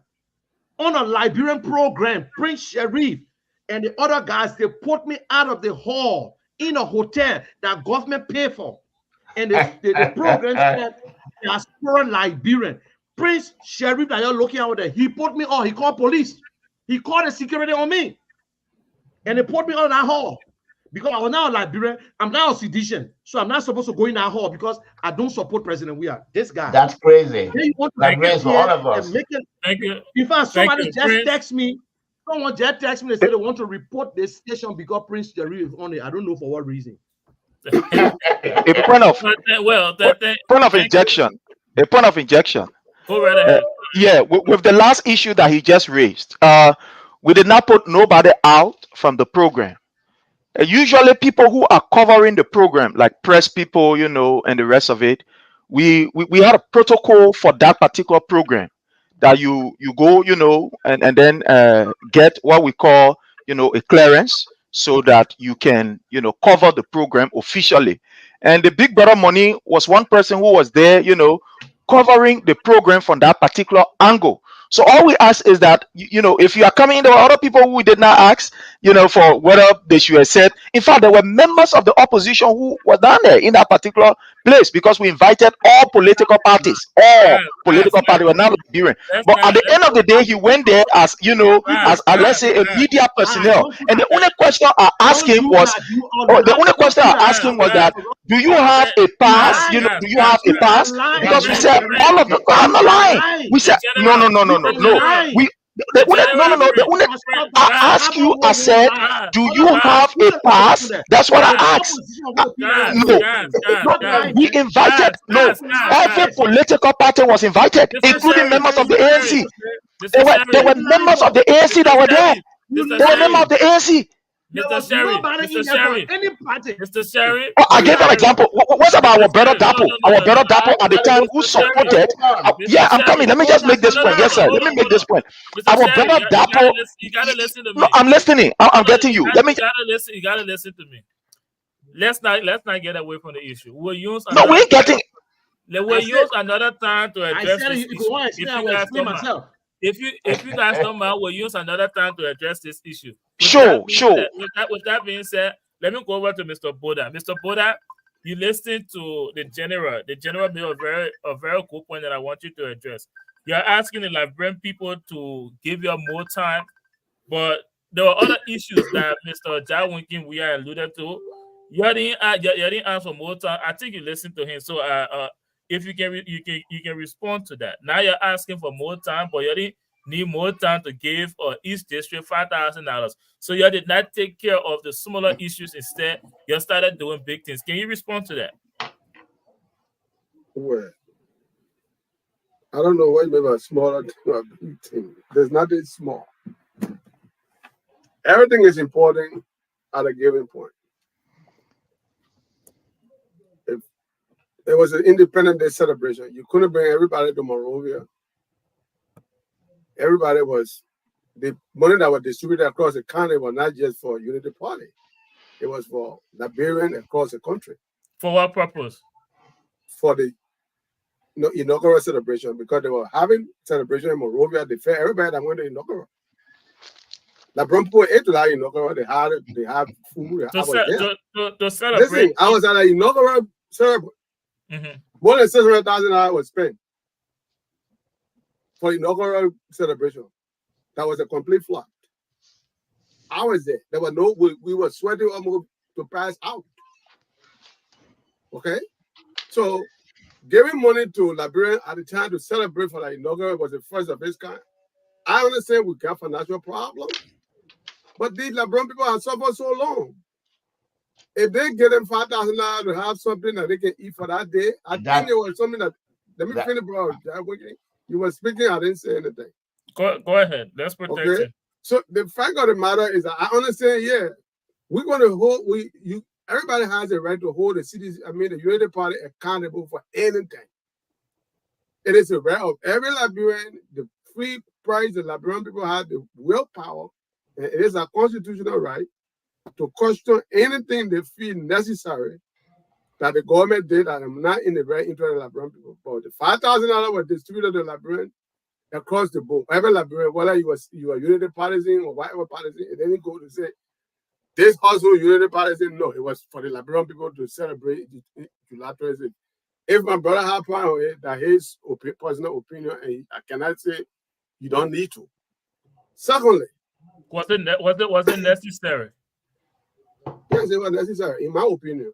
It might not be necessary to his opinion. All right, but I just need you to address that very briefly. Now, let me come over to you, Prince, to address something. The question that I posted to the general and Mr. Weah. Former president, we saw recently some Liberian citizen going over to former President Weah house for him to help them intervene in some of the challenges they were facing. Now, the general said those were seditions. They were seditions. Mr. Weah said those were people that, because President Weah just gave government money out in his administration, so they were going for more handouts. What is your position on that? I don't know what is the yardstick that the general used to, put everybody in that particular category, in one basket and label them as sedition. I don't know. But this is just clear example of some of the problems, that we faced at the time we're in government, where people would just generalize things and say, oh yeah, when something happens, they say, yeah, that's sedition. On the other side, say, oh, the person stormed their toes. They say, yeah, that's sedition, put rag there for him to storm their toes. For you to sit here and put all of those who were affected under one banner and say they are sedition, I think, it is wrong. Look at the results from that particular area. That area, in fact, got a very significant number. From the opposition got a significant portion in that particular area. But when you see these things happening, it is a proof that the people have lost confidence in the so-called rescue mission. My brother, let's put it that way. Let's forget about all the beating. Let's come down to the simple thing. You in a horse, you the father in a horse. You get your wife, mind and power in the horse. The children move from in your hall, they go to your neighbor place, go stay and say, neighbor, please help us, we hungry. Oh. Neighbor, please help us, we hungry. Oh. What is the indication? What the definition? That the other BB that come to the people knowledge. What do you mean? And I mean say your parents they were in your hall, they can't feed you. They are not responsible enough. They lack that particular parental strength to take care of the children.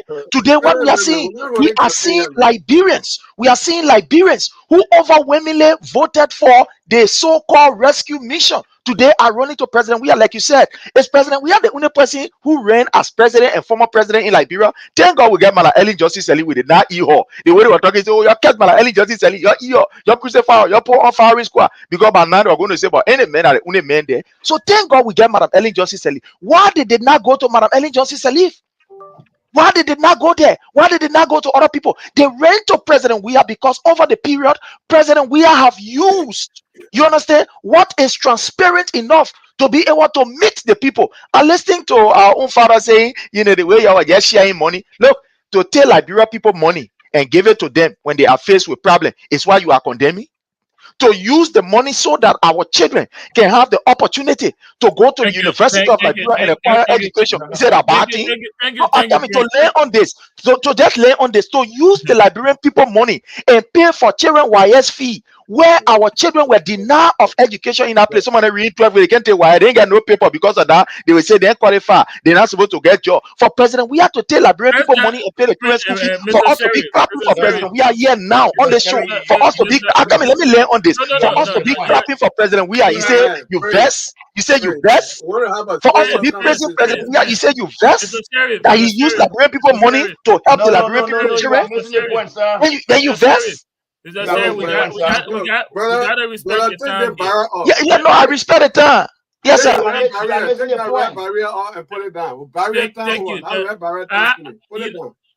Let's we are almost Sherry, I want to clarify this.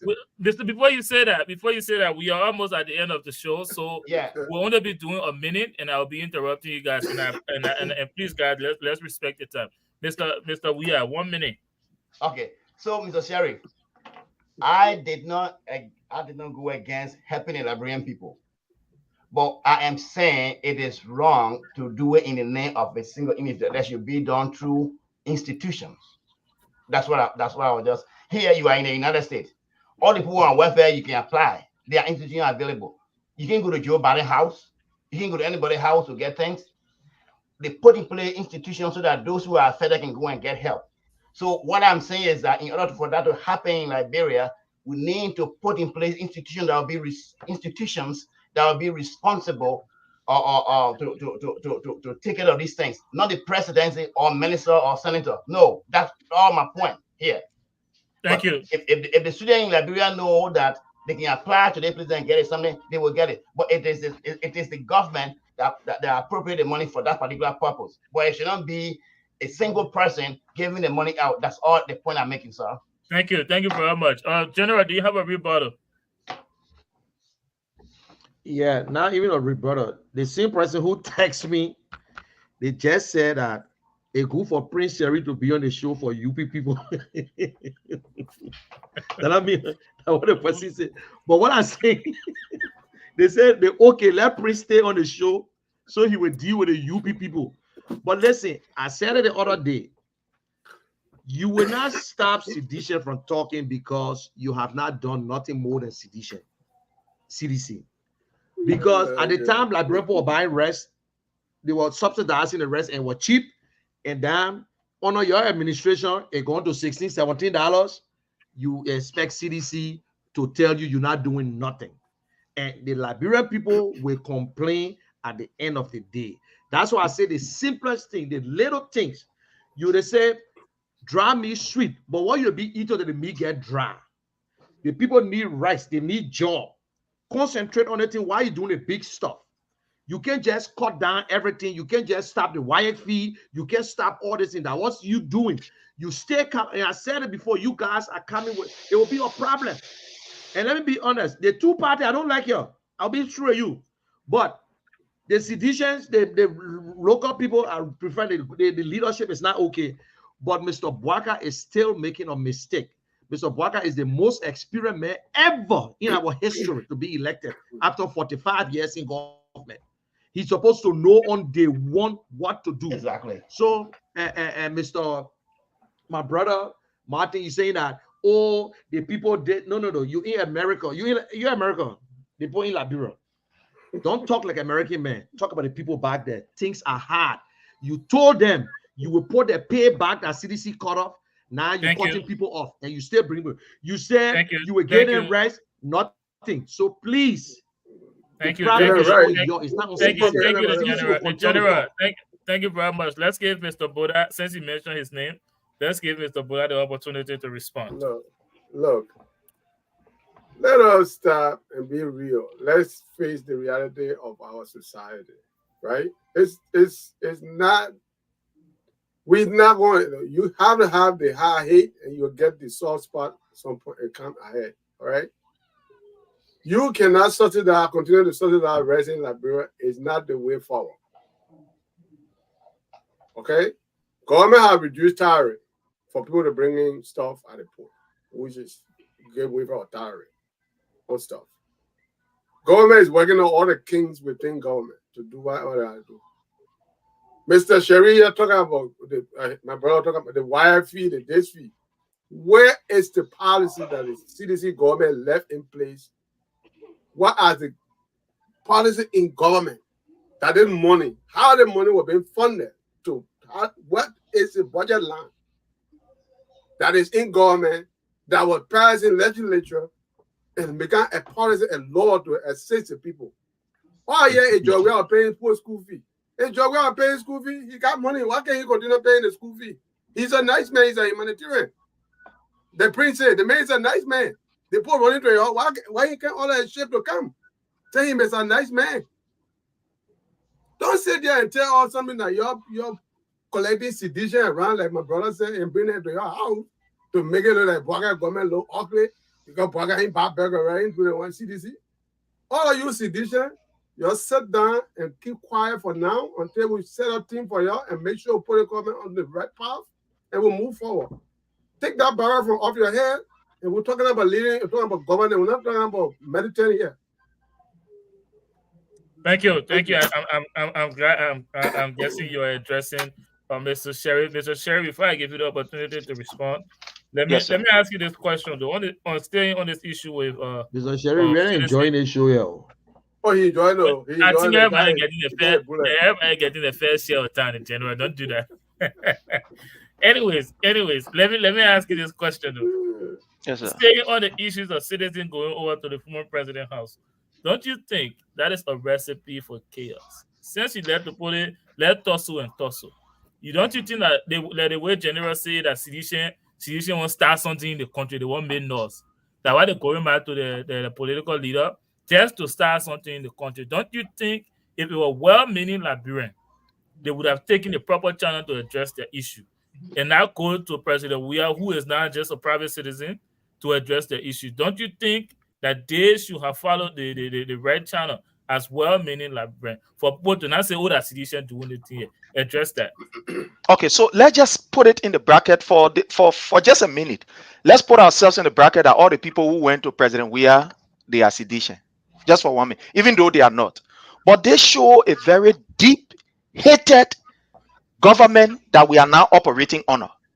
Because you are seeing it. So for 1 minute, let's just agree that all the people that go there are sedition. So it means that even in a government that is supposed to be responsible for Liberians, void of their political affiliation, void of, their belief and whatever, that this government does not have care, and it has already stigmatized certain group of people. They say you're sedition, anything that happened to you, we don't get time.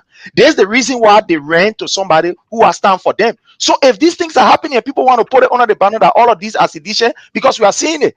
The letter that was recently sent to Madam Yombli Kanga Lawrence, removing some people that were already nominated by Joseph Nyuma Bweka. Why were they removed from that particular nomination? Because they affiliated to some extent with the past government. We saw what happened to one of our brother at the Ministry of Internal Affairs, Emmanuel Wenyu. Somebody who is a young man, very resourceful. That man was appointed by Joseph Newman Boyka. The next day, Joseph Newman Boyka, people then call and say, Papa, he's saying they man that he used to be the one serving as MCO, the third president. We are going on a country tour. They're moving from there. Look at Lafia. The communication is here. Look at Councillor Good. You understand? And all of these things, they are moving people because of their affiliation. So if these things are happening, then it tells you that Liberia up to now, on a Joseph Newman Boyka, we are on a time bomb. And we are seeing it. The reality is there. We are seeing these people which hunting seditions. We are seeing that seditions are being killed and nothing is come from. In fact, Joseph Newman Boyka is even rewarding people who kill people in that country. Like, for example, the information they made at the MIA, the Ministry of Internal Affairs, their own nephew. Thank you, Mr. Now, 1 minute after you were asking question, but can you give me 1 minute here? No, but you asked me question. I thought I was responding to the question. Then give me 1 minute because you gave everybody that 1 minute. Everybody. Talk longer than any of us. 2 minutes. No, but the thing is, after you ask me a question, after I respond to my parting comment. But let me get my parting comment now. But I understand you. You're supposed to make the thing clear because the way you come with the question, other thing. So I gotta get my parting comment. Oh man, yeah, you know. No, but the thing is, you gave me the opportunity for my parting comment. You see that? That was not your parting comment. I gave you a minute to respond to the question. And you want almost 2 minutes. Everybody here went on a 1 minute 30 seconds. Oh, okay. Now party. Okay. Then I agree. So to just conclude on this question that you asked me, to just conclude on the question, our brother said that exactly.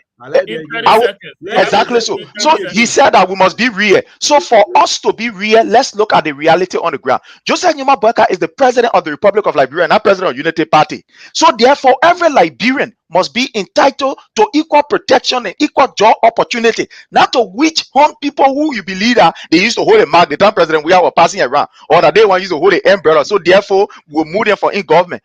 If you are doing these things, it's a recipe for chaos. Thank you.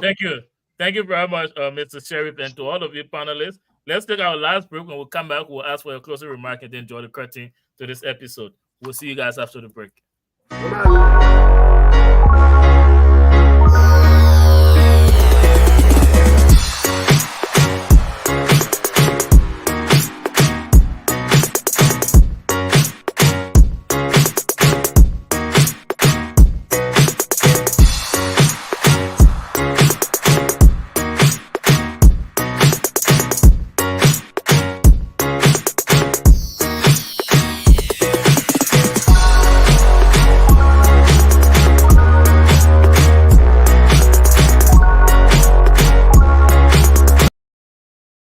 Celebrating the lives of our dearly departed loved ones is no easy task.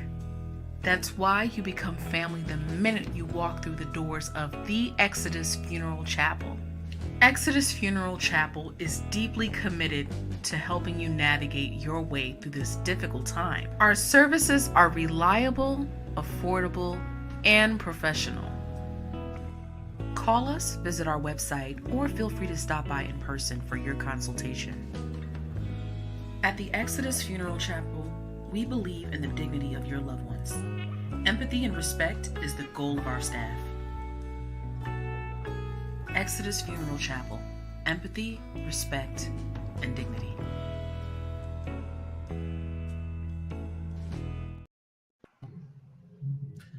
Welcome back, ladies and gentlemen. Thank you for staying with us this far on the season finale of season 5 of The Hard Zone. We are at the very, very end of this show and this season. So before we go to all of our panelists for their closing remark, we'd like to say thank you to all of you for being with us here every single episode, every single minute of every episode. And we are at the very end of season 5. If you're still with us, this is the Liberia Radio and Television Network. You're watching the Hard Zone episode 12 of season 5 of The Hard Zone. And as you know, why are you distracted me in the general? You know what? Let's come to all of you for your. It's been a very engaging program here tonight, though. Thank you all for your contribution, especially those of you watching us. You left your those of you that left your contribution in the comment section. We We truly appreciate that. But for now, let's go to our panelists to give their parting comments on this episode, and then we will draw the curtain and bid all of you a pleasant good evening. I'd like to start with you, Mr. Boda, and I would like to finish with Mr. Weah. So let's start with you with your parting comments, guys. It's going to be 1 minute and 30 seconds, and I'll be very straight on that. 1 minute 30 seconds for your parting comments, and then after that, we'll draw the curtain to this episode. Well, I'd like to start with you, Mr. Boda.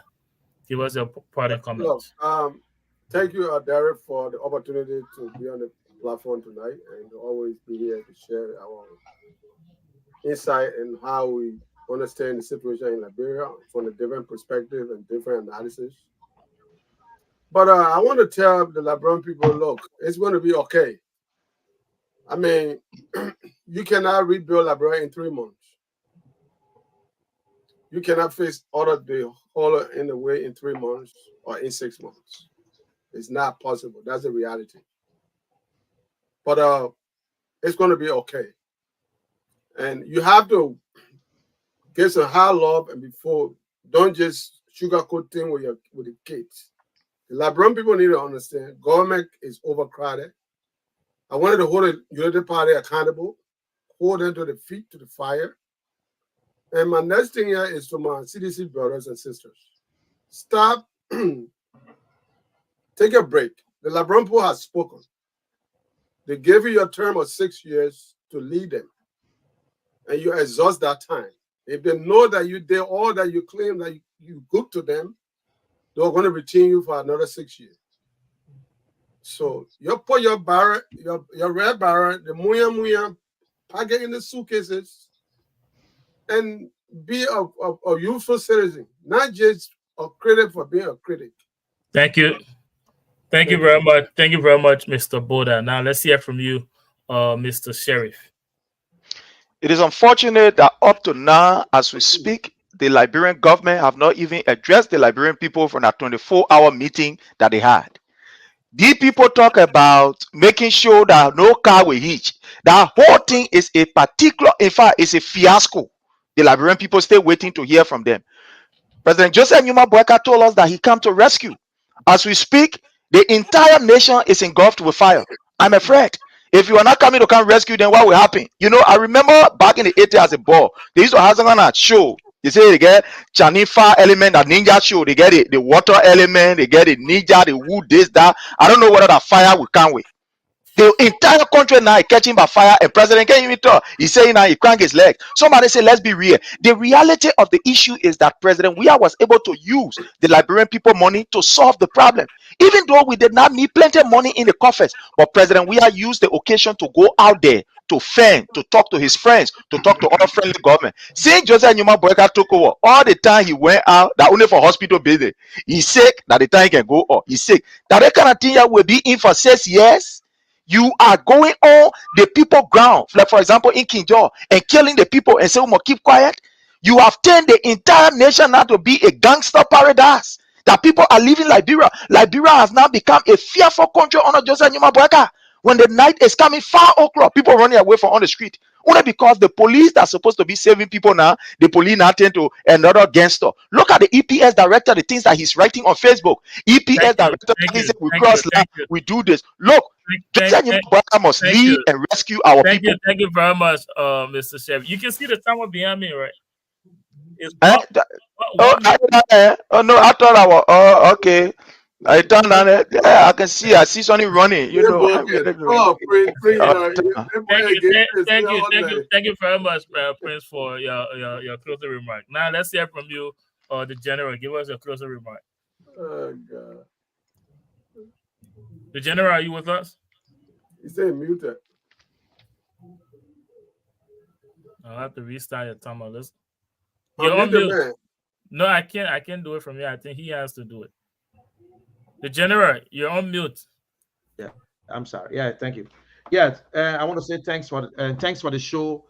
But my seditious brother, understand, I know you're missing the leadership. You're missing that beautiful part.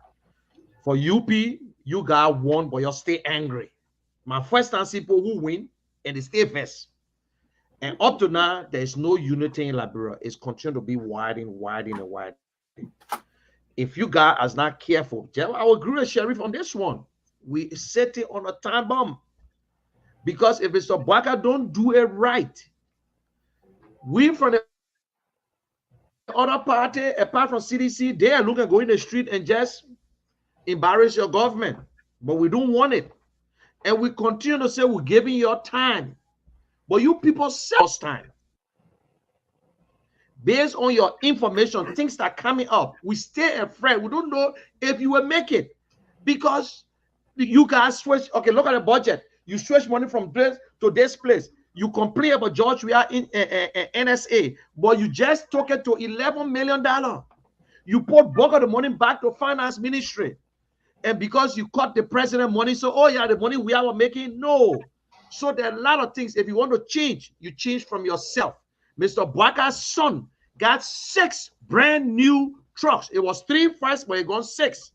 We complain about the port, about the tracking, that tracking system. They signed the contract again. So we don't know what is going on. So you guys are in the driver's seat. If you don't do it right, it's up to you. But the two-party Liberian people, 2029, it's up to you. You want to bring it back? It's up to you. Thank you. But Thank you. We got to get rid of these 2 political parties. They have not done anything for us. Thank you very much, the General. Now let's take you, Mr. John Winkin-Weah, for your part and comments. Okay. Thank you, Derek. Thank you, my fellow partners, my fellow Liberian watching wherever you are. Liberia is the only country that we all have in common. That is our identity. But the truth of the matter is, nobody from heaven or from anywhere that will fix that country.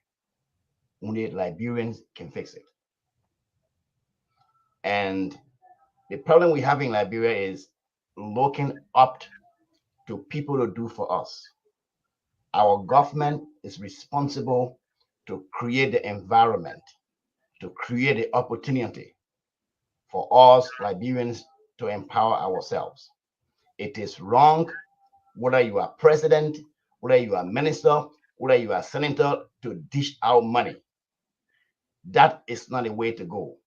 We need a system that will put in place institutions where people will go to apply. Like, for example, I work for one of the institutions here. I give people benefit, food stamps, so many things. I don't have to know them, but they apply. That's the kind of thing I'm talking about. We can do it too. We are the oldest country in Africa. The reason why we have the problem is we look forward to our people in power to dish out money. That is why they are corrupt. But if there is something to fight for, to earn your money, you don't need anybody to give you free money. So the Bwaka government should try hard to put in place institutions that will make sure that people are served, not through individuals. Thank you. We need to do this. Liberians, we can do it. We can change it. Liberia is the only country in Africa that was created from the example of America. I don't want for you to say we are not America. We can do it too. We are the oldest in Africa. We can build institutions. That's the only way forward. No matter who is in power, if we do not build institutions, we will never do anything. And that is why I supported Gonglo, because it would have been done. Thank you. Thank you. Thank you very much, Mr. John Winkin-Weah. It sounded very prejudiced, all right. But thanks to all of you esteemed panelists on this episode. And Prince, I like it, man, but let you not bring up Red Bar next time, man. You can tell Sheriff yourself. But anyways, guys, let me just don't bring up Red Bar next time, man. We're not interviewing man. Sherry, you know that distributing money is a problem in Liberia. It's causing problem. We don't need people to distribute money. It's wrong. You mute that, brother. Are you guys gonna allow me to give my parting comments? Or go ahead. Anyways, thanks to all of you esteemed panelists for your contribution on this episode, and from episode 1 to episode 12, the season finale. Before I draw the curtain to this episode and season, I would like to relay a special message from the CEO of this network, Mr. Joseph Anderson. He and the production team and all of the staffs of this network asked me to extend their sincere gratitude to all of you panelists from episode 1 to this episode, And all of you viewers that have been with us right from the beginning of season 5 to the end, they deeply appreciate your support. And this is where we conclude season 5, and we will be returning to the airwaves on the 25th of this month at 6 p.m. Eastern Time. So they'd like to extend their request, their sincere gratitude, and for myself as well, I'd like to say thank you to all of you. With that being said, I would like to wish all of you a pleasant good evening. Thank you. Thank you, man. Yes, beats. They say you like money, Benin. Tell our people. Your money, what will I get? You like money, Benin. Money! Yo, come by, my brother. Money